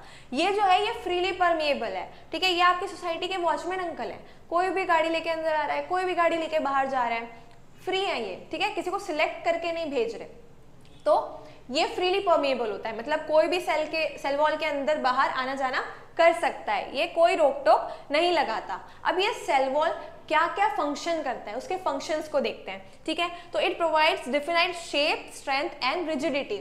शेप देता है, अब बाहर अगर सेल वॉल है तो एक शेप मिल जाएगा सेल को, स्ट्रेंथ, सेल वॉल बहुत रिजिड होती है, ताकतवर होती है, बाहर प्रोटेक्शन दे रही है तो स्ट्रेंथ भी मिल रहा है, और रिजिडिटी मतलब कड़क बना रहा है एकदम सेल को, मतलब कोई भी हार्म ना पहुंचा सके, तो शेप, स्ट्रेंथ, रिजिडिटी दे रही है सेल को। प्रोटेक्शन क्यों है सेल वॉल? अभी हमने पढ़ा protection, double layer security, protection दे रहा है। Control cell expansion due to the intake of water. अब ये जो सेल है उसके अंदर वाटर एक्स्ट्रा आते जाएगा। अगर सेल वॉल ना हो तो क्या होगा? कितने भी पानी अंदर घुसते जाएंगे तो क्या होगा? सेल एक्सपांड होगा। एक्सपांड मतलब एक्सेस वाटर भरने की वजह से सेल जो है वो आपका फूलने लगेगा। ठीक है, एक्सपांड होगा, एक्सपांड होकर हो सकता है बर्स्ट हो जाए, फट जाए, तो ये सेल के अंदर एक्सेस वाटर को नहीं घुसने देता और सेल को एक्सपांड होने से बचाता है। ठीक है, वाटर लॉस, अब अगर सेल के अंदर ज्यादा पानी नहीं घुसने दे रहा तो सेल के अंदर से ज्यादा पानी बाहर भी नहीं जाने देगा। ठीक है, तो सेल के अंदर एक्सेस वाटर एंट्री को भी बचाएगा और सेल के अंदर से वाटर लॉस होने से भी बचाएगा, ज्यादा वाटर को बाहर नहीं जाने देगा, कंट्रोल करके रखेगा। ठीक है, उसके अलावा transport substance between across the cell. ठीक है, अब सेल के अंदर बाहर चीजों का ट्रांसपोर्ट भी करवाएगा वो। सेल वॉल बाहर है तो सेल वॉल के थ्रू ही चीजों का अंदर बाहर ट्रांसपोर्ट होगा, तो ट्रांसपोर्ट में भी वो हेल्प करता है। ठीक है, acts as a barrier between the interior cellular components and external environment, मतलब ये आपका सेल है, ये सेल के अंदर का इंटीरियर कंपोनेंट्स है, मतलब सेल के अंदर काफी कंपोनेंट्स होते हैं, पार्ट्स होते हैं बहुत सारे, ठीक है, वो सब पढ़ रहे हैं हम अभी एक एक करके, ठीक है। इन सेल के पार्ट्स अंदर का एनवायरनमेंट, सेल के अंदर जो एनवायरनमेंट है वो सेल के बाहर के एनवायरनमेंट से अलग होगा, राइट। अंदर और बाहर सेम एनवायरनमेंट नहीं होंगे, तो सेल के अंदर और बाहर के एनवायरनमेंट्स को सेग्रीगेट करके रखता है, मतलब एक बैरियर की तरह, एक रुकावट की तरह एक्ट करता है, ताकि सेल के अंदर का एटमॉस्फेयर जैसा अंदर है इंटरनल एटमॉस्फेयर वैसा मेंटेन रहे, और सेल के बाहर जैसा एटमॉस्फेयर या एनवायरनमेंट है वो अपना अलग मेंटेन रहे, तो एक बैरियर की तरह वो एक्ट करता है, ठीक है। तो this was all about cell. अब अगर आप ये सेल वॉल देखो तो सेल वॉल जो है 2-3 पार्ट से बने होते हैं, ठीक है। सबसे बाहर आपका होता है मिडल लैमेला, सेल वॉल जो है इतनी मोटी लेयर है, ठीक है। ये रेडिश एरिया जो है ये आपका सेल मेम्ब्रेन है, सेल मेम्ब्रेन के बाहर सेल वॉल होता है। सेल वॉल में सबसे पहले ये प्राइमरी सेल वॉल लेयर आती है, इसके बीच में एक और आएगी सेकेंडरी, ठीक है, इसके बीच में एक और सेकेंडरी लेयर आती है सेल वॉल की, एंड उसके ऊपर होता है आपका मिडल लैमेला। तो ये 3 लेयर्स को मिला के आपका सेल वॉल बनता है, एंड आपके ये प्राइमरी सेल वॉल रीजन जो है यहाँ पे आपका पैक्टिन नाम का कंपोनेंट भी प्रेजेंट होता है, ठीक है। सेल्यूलोज से तो बना ही होता है प्लांट सेल वॉल। तो this is the structure of your cell wall. ये आपको रटने की जरूरत नहीं है, एग्जाम में नहीं पूछा जाएगा, ठीक है। एग्जाम में आपको बस इतना अगर रट लो, इनफ, रटना भी नहीं है, समझना है बस, ठीक है। तो that's it for your cell wall. तो क्या देखा हमने सेल वॉल में? सेल वॉल के बारे में एक क्विक रिवीजन। क्या देखा हमने कि सिर्फ प्लांट सेल में प्रेजेंट होते हैं, एनिमल सेल्स में नहीं होते, फ्रीली परमिएबल है, एंट्री फ्री है, कोई भी आओ कोई भी जाओ, ठीक है। उसके अलावा ये नॉन लिविंग होते हैं, जबकि प्लाज्मा मेम्ब्रेन लिविंग थे, this are the dead cells. और प्लांट सेल वॉल सेल्यूलोज से बनी होती है, बैक्टीरियल सेल वॉल पेप्टिडोग्लाइकन से बनी होती है, फंगल सेल वॉल काइटिन से बनी होती है। और क्या फंक्शन परफॉर्म करते हैं? शेप देते हैं, स्ट्रेंथ देते हैं, रिजिडिटी देते हैं, प्रोटेक्शन करते हैं हमारे सेल का, और सेल को वाटर लॉस से बचाते हैं, ज्यादा पानी सेल के बाहर नहीं जाने देते, और सेल को एक्सपांड होने से, फूलने से बचाते हैं, ज्यादा पानी को अंदर नहीं घुसने देते, ठीक है। उसके अलावा चीजों का ट्रांसपोर्ट करवाते हैं अंदर बाहर, और सेल के बाहर के एक्सटर्नल एनवायरनमेंट और अंदर के इंटरनल एनवायरनमेंट के बीच में एक रुकावट की तरह, बैरियर की तरह खड़े होते हैं, ताकि अपना अपना एटमॉस्फेयर सबका बना रहे। That's it for cell wall, and here your second part is also completed. Now moving on to the third part, that is nucleus. So अब अगर हम बात करें न्यूक्लियस की, तो ये इतना लिखा हुआ देख के टेंशन आने की जरूरत नहीं है। न्यूक्लियस क्या होता है, लेट्स सी। अब तक हमने देख लिया ये हमारी सेल है, राइट। हमारे सेल के बाहर सेल मेम्ब्रेन होता है हर एक सेल में, सेल मेम्ब्रेन के बाहर सेल वॉल होता है केवल प्लांट सेल में, और बैक्टीरियल फंगल सेल। फिलहाल हम प्लांट और एनिमल 2 ही सेल की बात कर रहे हैं, ठीक है। सेल वॉल होता है। अब न्यूक्लियस मैंने स्टार्टिंग में बताया था क्या होता है, ब्रेन ऑफ द सेल। तो ये सेंटर में प्रेजेंट होता है, ठीक है। इस सेंटर पार्ट को जो होता है सेल के अंदर, उसे आप बोलते हो न्यूक्लियस। अब इस पार्ट को उठा के यहाँ ले आओ और जूम करके देखो, ये हम जूम इमेज देख रहे हैं, ठीक है, न्यूक्लियस के अंदर का। अब ये जूम्ड इमेज से आपको पता चलेगा कि न्यूक्लियस कैसा होता है। So let's see what is your nucleus, how does it looks and what function it performs. Okay, अब यहाँ पे ध्यान से देखो, न्यूक्लियस की अगर हम बात करें तो राउंड है, दिख रहा है। न्यूक्लियस के बाहर भी मेम्ब्रेन प्रेजेंट होती है, ठीक है। जैसे सेल के बाहर प्रोटेक्शन के लिए सेल मेम्ब्रेन थी, तो न्यूक्लियस के बाहर न्यूक्लियस को प्रोटेक्ट करने के लिए न्यूक्लियर मेम्ब्रेन प्रेजेंट होती है। ये आप देख सकते हो, ये जो आपको दिख रहा है ना, ये जो आपको दिख रहा है ये आपका न्यूक्लियर मेम्ब्रेन है, ठीक है। अब ये न्यूक्लियर मेम्ब्रेन, ये आपका न्यूक्लियर मेम्ब्रेन है। अब ये जो न्यूक्लियर मेम्ब्रेन है ना, ये आपको दिख रहा है डबल लेयर में। यहाँ देख सकते हो 2-2 लेयर है न्यूक्लियर मेम्ब्रेन के, राइट। तो जब ये दोनों न्यूक्लियर मेम्ब्रेन की लेयर साथ में आ जाती है ना, तो उसे ऑल टुगेदर आप बोलते हो न्यूक्लियर एनवेलप, ठीक है। तो सिंगल लेयर जब है तो वो न्यूक्लियर मेम्ब्रेन है, और 2 लेयर न्यूक्लियर मेम्ब्रेन की होती है। जब उन दोनों लेयर को साथ में लेकर आप बात करते हो तो उन दोनों लेयर्स को आप बोलते हो न्यूक्लियर एनवेलप, ठीक है।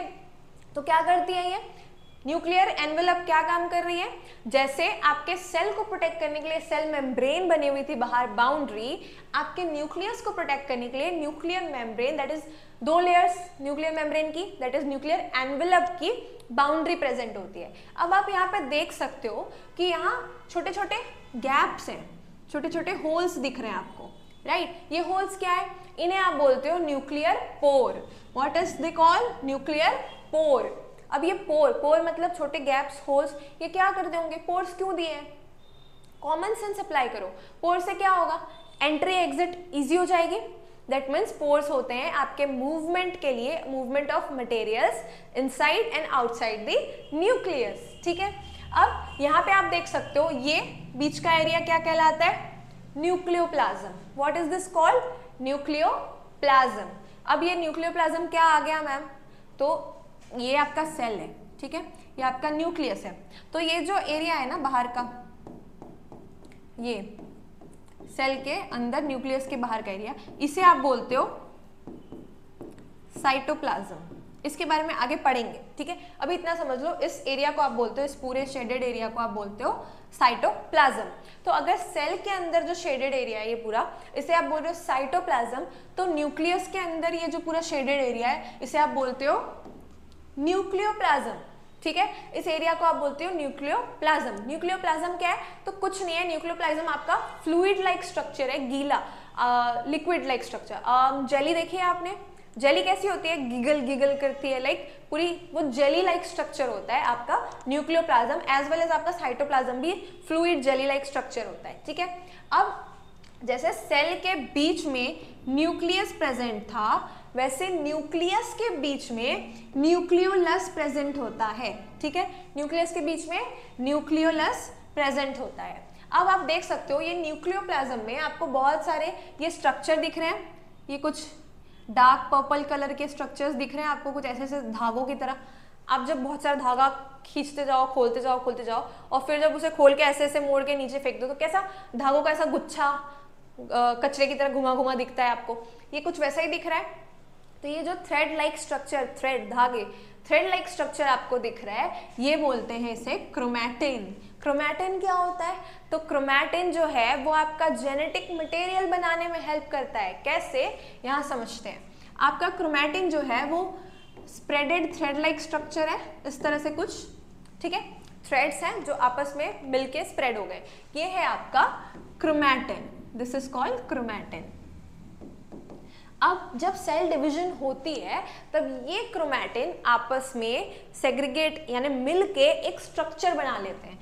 मान लो ये 2 क्रोमैटिन मिलके कुछ ऐसा स्ट्रक्चर बना लेंगे, ये 2 क्रोमैटिन मिलके ऐसा स्ट्रक्चर बना लेंगे, यहाँ और 2 है, ये 2 मिलके ऐसा स्ट्रक्चर बना लेंगे। तो जब ये स्प्रेडेड फैले हुए थ्रेड लाइक स्ट्रक्चर आपस में मिलके ऐसे स्ट्रक्चर्स बना लेते हैं, इन स्ट्रक्चर्स को आप बोलते हो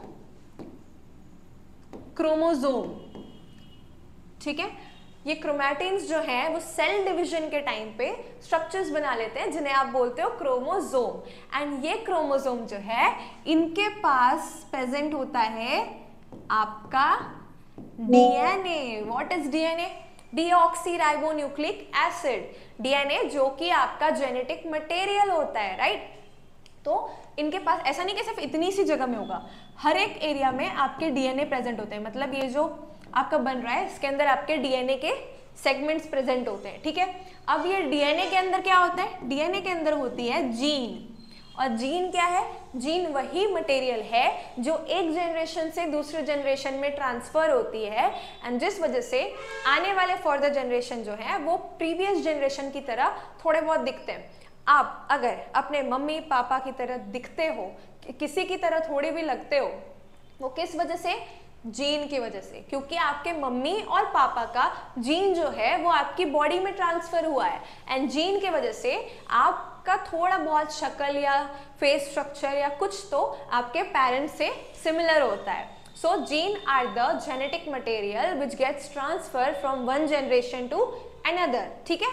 तो ये पूरा क्रोमैटिन का स्ट्रक्चर था, and this is what your nucleus looks like. अब हर एक स्ट्रक्चर क्या फंक्शन परफॉर्म करता है, let's see that.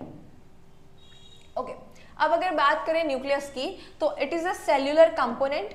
Nucleus is your cellular component located centrally. सबसे पहले न्यूक्लियस कहाँ पे है, सेंटर में प्रेजेंट होता है। ये आपका सेल है, सेल के सेंटर में न्यूक्लियस होता है, तो सेंट्रली लोकेटेड होता है, ठीक है। और सेल का एक कंपोनेंट है, अलग अलग पार्ट्स।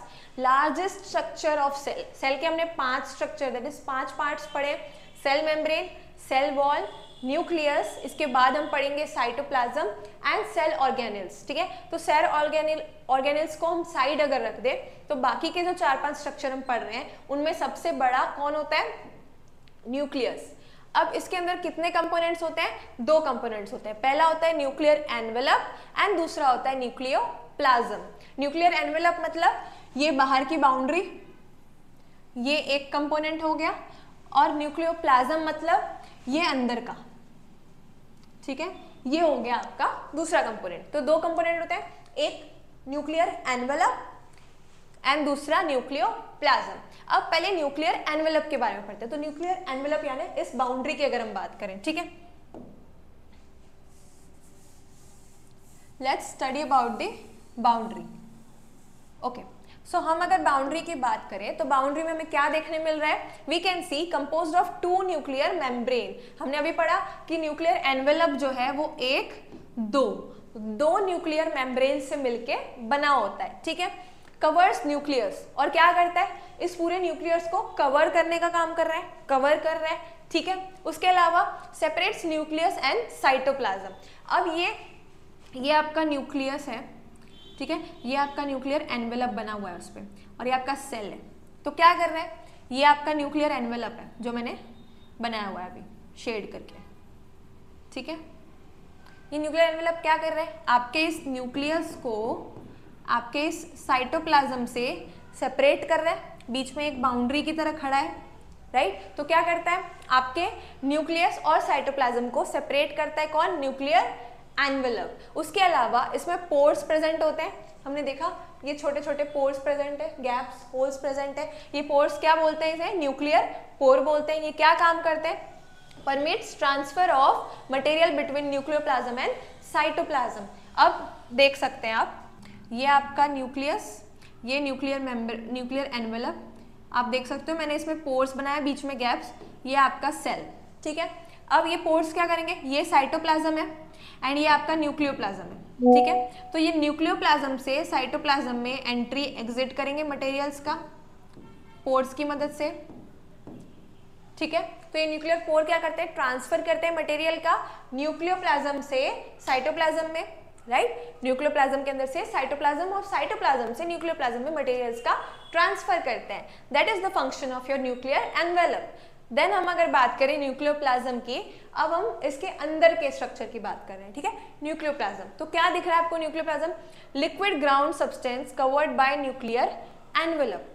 हमने बात की कि न्यूक्लियोप्लाज्म जो है वो fluid jelly like liquid substance होता है। तो लिक्विड सब्सटेंस है कवर्ड बाय न्यूक्लियर एनवेलप। किससे कवर हो रहा है, न्यूक्लियर एनवेलप से कवर्ड हो रखा है, लाइक अ प्रोटेक्टिव लेयर, ठीक है। उसके बाद न्यूक्लियोप्लाज्म के पास 2 स्ट्रक्चर्स होते हैं, एक होता है न्यूक्लियोलस, दूसरा होता है क्रोमैटिन। न्यूक्लियोलस ये बीच का स्ट्रक्चर, ये आपका न्यूक्लियोप्लाज्म है, इसके पास न्यूक्लियोलस है, ये बीच का स्ट्रक्चर है, ठीक है। और उसके अलावा उसके पास क्या है, क्रोमैटिन, ये जो धागे लाइक स्ट्रक्चर बने हुए हैं, धागे, ये भी आपके न्यूक्लियोप्लाज्म में ही है। अब न्यूक्लियोलस क्या करता है, 1 और more in numbers from protein forming centres called ribosomes. अब आपके सेल में ना एक राइबोसोम पार्ट आता है, सेल में प्रोटीन्स भी बन रहे होते हैं, वो प्रोटीन्स बनाने का काम राइबोसोम का होता है, ठीक है। लेकिन वो राइबोसोम कहाँ बन रहे हैं, तो वो राइबोसोम्स आपके न्यूक्लियोलस में बन रहे हैं, ठीक है। न्यूक्लियोलस का काम क्या है, राइबोसोम्स बनाना, तो दिमाग में फिट कर लो, न्यूक्लियोलस का काम है राइबोसोम्स बनाना, और राइबोसोम बाद में सेल में जाकर क्या करते हैं, प्रोटीन बनाते हैं, ठीक है।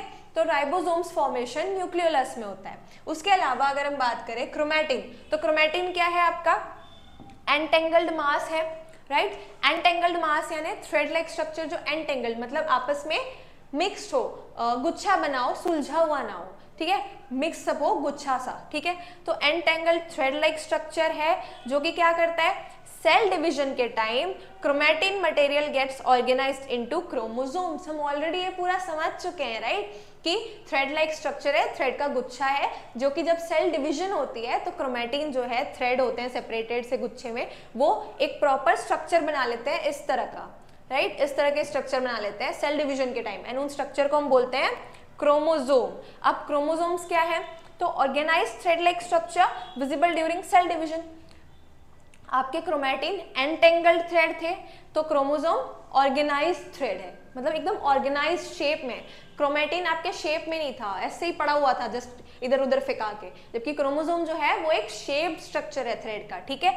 सेल डिवीजन के टाइम ही देखने मिलता है वो, क्योंकि क्रोमैटिन जो है वो क्रोमोसोम सिर्फ और सिर्फ सेल डिवीजन के टाइम ही बनते हैं। अब क्रोमोसोम में क्या होता है, इट कंसिस्ट ऑफ डीएनए। हमने ऑलरेडी देखा क्रोमोसोम डीएनए और प्रोटीन से बना होता है। किस तरह के प्रोटीन्स होते हैं, हिस्टोन प्रोटीन होता है उसमें, ठीक है। कुछ डीएनए और प्रोटीन मटेरियल से क्रोमोसोम बनता है, और डीएनए में जीन्स होती है जो कि आपकी फंक्शनल सेगमेंट है डीएनए की, मतलब वो जीन जो है वही है जो जेनेटिक इंफॉर्मेशन कैरी करती है, जेनेटिक इंफॉर्मेशन को एक जनरेशन से दूसरे जनरेशन में कैरी करने का काम करती है। ये सब हम ऑलरेडी समझ चुके हैं, so it's like a revision for you now, okay.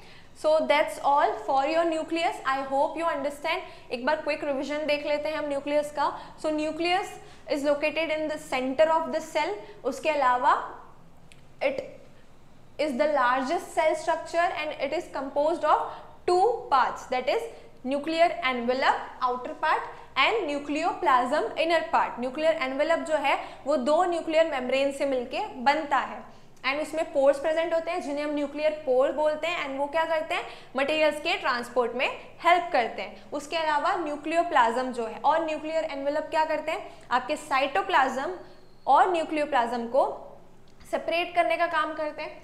And then आते हैं न्यूक्लियोप्लाज्म में। न्यूक्लियोप्लाज्म क्या है, फ्लूइड लाइक स्ट्रक्चर है, एंड उसमें दो पार्ट्स प्रेजेंट होते हैं, न्यूक्लियोलस एंड क्रोमैटिन। न्यूक्लियोलस क्या करता है, राइबोसोम फॉर्मेशन करता है, एंड क्रोमैटिन क्या है, एंटेंगल्ड गुच्छे टाइप थ्रेड लाइक स्ट्रक्चर है, जो सेल डिवीजन के टाइम पे एक proper shaped thread like structure बनाता है, जिसे क्रोमोसोम बोलते हैं। क्रोमोसोम डीएनए और प्रोटीन से बना होता है। डीएनए में जीन्स होती हैं जो कि आगे आपके जेनेटिक इंफॉर्मेशन को कैरी करती हैं। तो इन शॉर्ट क्रोमैटिन बहुत इंपॉर्टेंट है, क्योंकि क्रोमैटिन ही क्रोमोसोम बना रहा है एंड क्रोमोसोम में ही डीएनए जीन्स प्रेजेंट है। तो क्रोमैटिन का होना उतना ही जरूरी है जितना जीन का होना, बिकॉज क्रोमैटिन के होने से ही जीन होगा, एंड तभी आपकी इंफॉर्मेशन जो है वो फर्दर जनरेशंस में कैरी हो पाएगी। I hope this topic is also clear for you.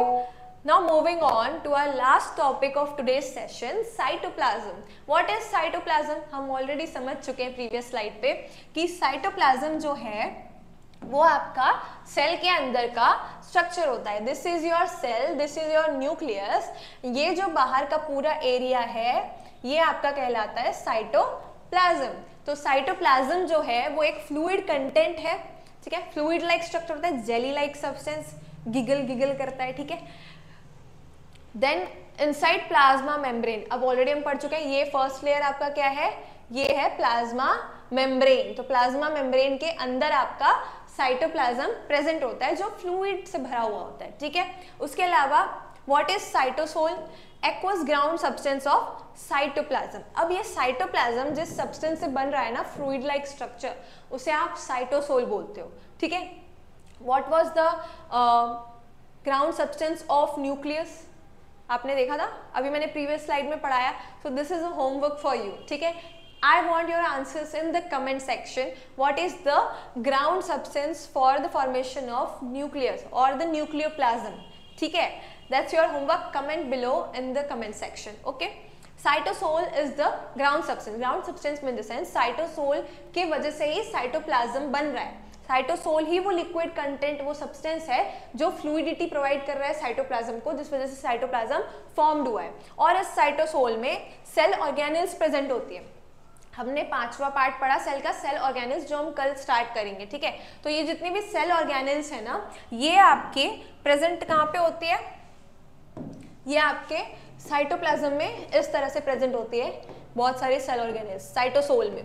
Cytoplasm है ये पूरा एरिया, और ये पूरा एरिया किससे बना हुआ है, साइटोसोल से। साइटोसोल इज अ सब्सटेंस जिससे वो बना हुआ है, ठीक है। उसी साइटोसोल या साइटोप्लाज्म में आपके ये सारे सेल ऑर्गेनेल्स प्रेजेंट होते हैं, ठीक है, तो ये आपके सेल ऑर्गेनेल्स प्रेजेंट होंगे साइटोसोल में। That's all for your cytoplasm. But अब हम बात करें दो तरह के सेल की। आप बोलोगे मैम आपने तो पढ़ा दिया ना, प्लांट सेल, एनिमल सेल, दो तरह के। There are further two types of cell. Properly segregation of cell अगर हम करेंगे तो दो तरह के होते हैं, that is prokaryotic cell and eukaryotic cell. अब यू का मतलब होता है ट्रू, सच्चा, और प्रो मतलब प्री एग्जिस्टिंग, ठीक है, या पहले का, प्रीवियस, ठीक है, प्रीवियस कह सकते हो, ठीक है, प्रीवियस।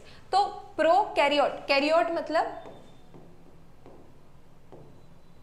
न्यूक्लियस, तो प्रो कैरियोट मतलब previous nucleus, that means before the nucleus, and eukaryotes मतलब ट्रू न्यूक्लियस।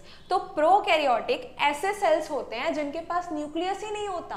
हाँ जी, ये आपका प्रोकैरियोटिक सेल्स है, इनके पास न्यूक्लियस है ही नहीं, ठीक है। और eukaryotic true nucleus, that means ये ऐसे सेल्स है जिनके पास न्यूक्लियस प्रेजेंट होता है, ठीक है। ये आपके यूकैरियोटिक सेल्स है, इनके पास एकदम अच्छा सा सच्चा सा न्यूक्लियस प्रेजेंट होगा, जबकि प्रोकैरियोटिक सेल्स के पास न्यूक्लियस नहीं होते हैं, ठीक है। ये जनरली साइज में स्मॉल होते हैं, यूकैरियोटिक से 1 से 10 माइक्रोमीटर का इनका साइज रेंज होता है, जबकि ये जो है लार्जर होते हैं साइज में, इनका 5 to 100 माइक्रोमीटर्स तक साइज रेंज होता है। अब न्यूक्लियस नहीं है तो क्या क्रोमोसोम्स होंगे अच्छे से? इनके पास सिंगुलर क्रोमोसोम होता है और इनके पास एक से ज्यादा क्रोमोसोम प्रेजेंट होते हैं। अब हमने देखा था, ये न्यूक्लियस की बात करें, ये सेल है, ठीक है, इसमें क्रोमैटिन थे, क्रोमैटिन आपका क्रोमोसोम बना रहे थे, तो इसमें क्या थे, बहुत सारे क्रोमोसोम्स बन रहे थे, तो इनके पास मोर देन 1 क्रोमोसोम्स होंगे, बहुत सारे क्रोमोसोम होंगे, क्योंकि न्यूक्लियस है। इनके पास न्यूक्लियस नहीं है तो कहीं पे एक आध क्रोमोसोम प्रेजेंट होगा, ठीक है। अब अगर बात करें मेम्ब्रेन बाउंड ऑर्गेनेलीज, तो इनके पास ऑर्गेनेलीज एब्सेंट होंगी, ये जो सेल के ऑर्गेनेलीज हैं ये एब्सेंट होंगे इनमें, जबकि इनमें सेल ऑर्गेनेलीज प्रेजेंट होते हैं। इनमें होंगे बट कुछ एक आध ऑर्गेनेलीज प्रेजेंट होंगे, मोस्टली इनके पास ऑर्गेनेलीज एब्सेंट होते हैं, जबकि यूकैरियोटिक सेल में ऑर्गेनेलीज प्रेजेंट होते हैं, ठीक है। The nuclear region is not very well defined and is called the nucleoid. अब the nuclear region is very well defined in form of separate membrane bound organelles is called nucleus. Okay. अब हमने अभी जो nucleus पढ़ा वो eukaryotic cell का nucleus था, कितना प्रॉपरली डिफाइंड था, कितने प्रॉपर पार्ट्स थे, प्रॉपर स्ट्रक्चर थे, राइट। तो प्रॉपर न्यूक्लियस होता है यूकैरियोटिक सेल के पास, तो इनके पास जो होता है उसे आप बोलते हो न्यूक्लियस, वो प्रॉपरली डिफाइंड होता है, प्रॉपर पार्ट्स के साथ होता है, जबकि इसमें तो न्यूक्लियस एब्सेंट होता है। तो इनमें अगर न्यूक्लियस लाइक कोई स्ट्रक्चर आपको कहीं दिख जाए तो उसे आप बोलते हो nucleoid. We call them as nucleoid because वो प्रॉपर न्यूक्लियस नहीं होता है, मोस्टली तो एब्सेंट ही होगा। अगर उस तरह का कोई स्ट्रक्चर दिखे तो आप उसे न्यूक्लियस नहीं बोलोगे, क्योंकि वो प्रॉपर वेल डिफाइंड न्यूक्लियस नहीं है, यू कॉल इट न्यूक्लियोइड, ठीक है। तो this was the difference between prokaryotic and eukaryotic cell. Prokaryotics are those cells which do not have nucleus, and the structure like nucleus which they have is called nucleoid, whereas eukaryotic cells are those who have true nucleus and उनके structure को nucleus ही कहते हैं। इनकी size बहुत बड़ी होती है, 5 से 100 माइक्रोमीटर्स की, जबकि prokaryotics की size बहुत छोटी होती है, it is about 1 to 10 micrometre. इनमें मेम्ब्रेन बाउंड और इसमें ऑर्गेनेलीज एब्सेंट होंगे, इनमें ऑर्गेनेलीज प्रेजेंट होते हैं। इनमें सिंगल क्रोमोसोम होता है, जबकि इनमें मल्टीपल बहुत सारे क्रोमोसोम्स बनते हैं। एंड साइटोप्लाज्म की अगर हम बात करें तो आप यहाँ देख सकते हो ये diagram, this is your cell, this is your plasma membrane, this is your nucleus, this is cell membrane or plasma membrane you can say, and this area, this blue area, जितना भी ये blue area दिख रहा है ये आपका क्या है, cytoplasm, the cellular structure composed of formed of cytosol. So this is all about your 4 parts, and yeah, that's all for today's session. Thank you. Do like, share, subscribe our channel Educational Heights. And अगर video अच्छी लगे तो like करें, comment करें, आपके सारे doubts जो भी हैं that will be cleared. And बने रहे हमारे चैनल के साथ ताकि आपकी बायोलॉजी की रेस जो है वो सीधे ऊपर जाके लैंड कर पाए। That's all for today's session. Thank you.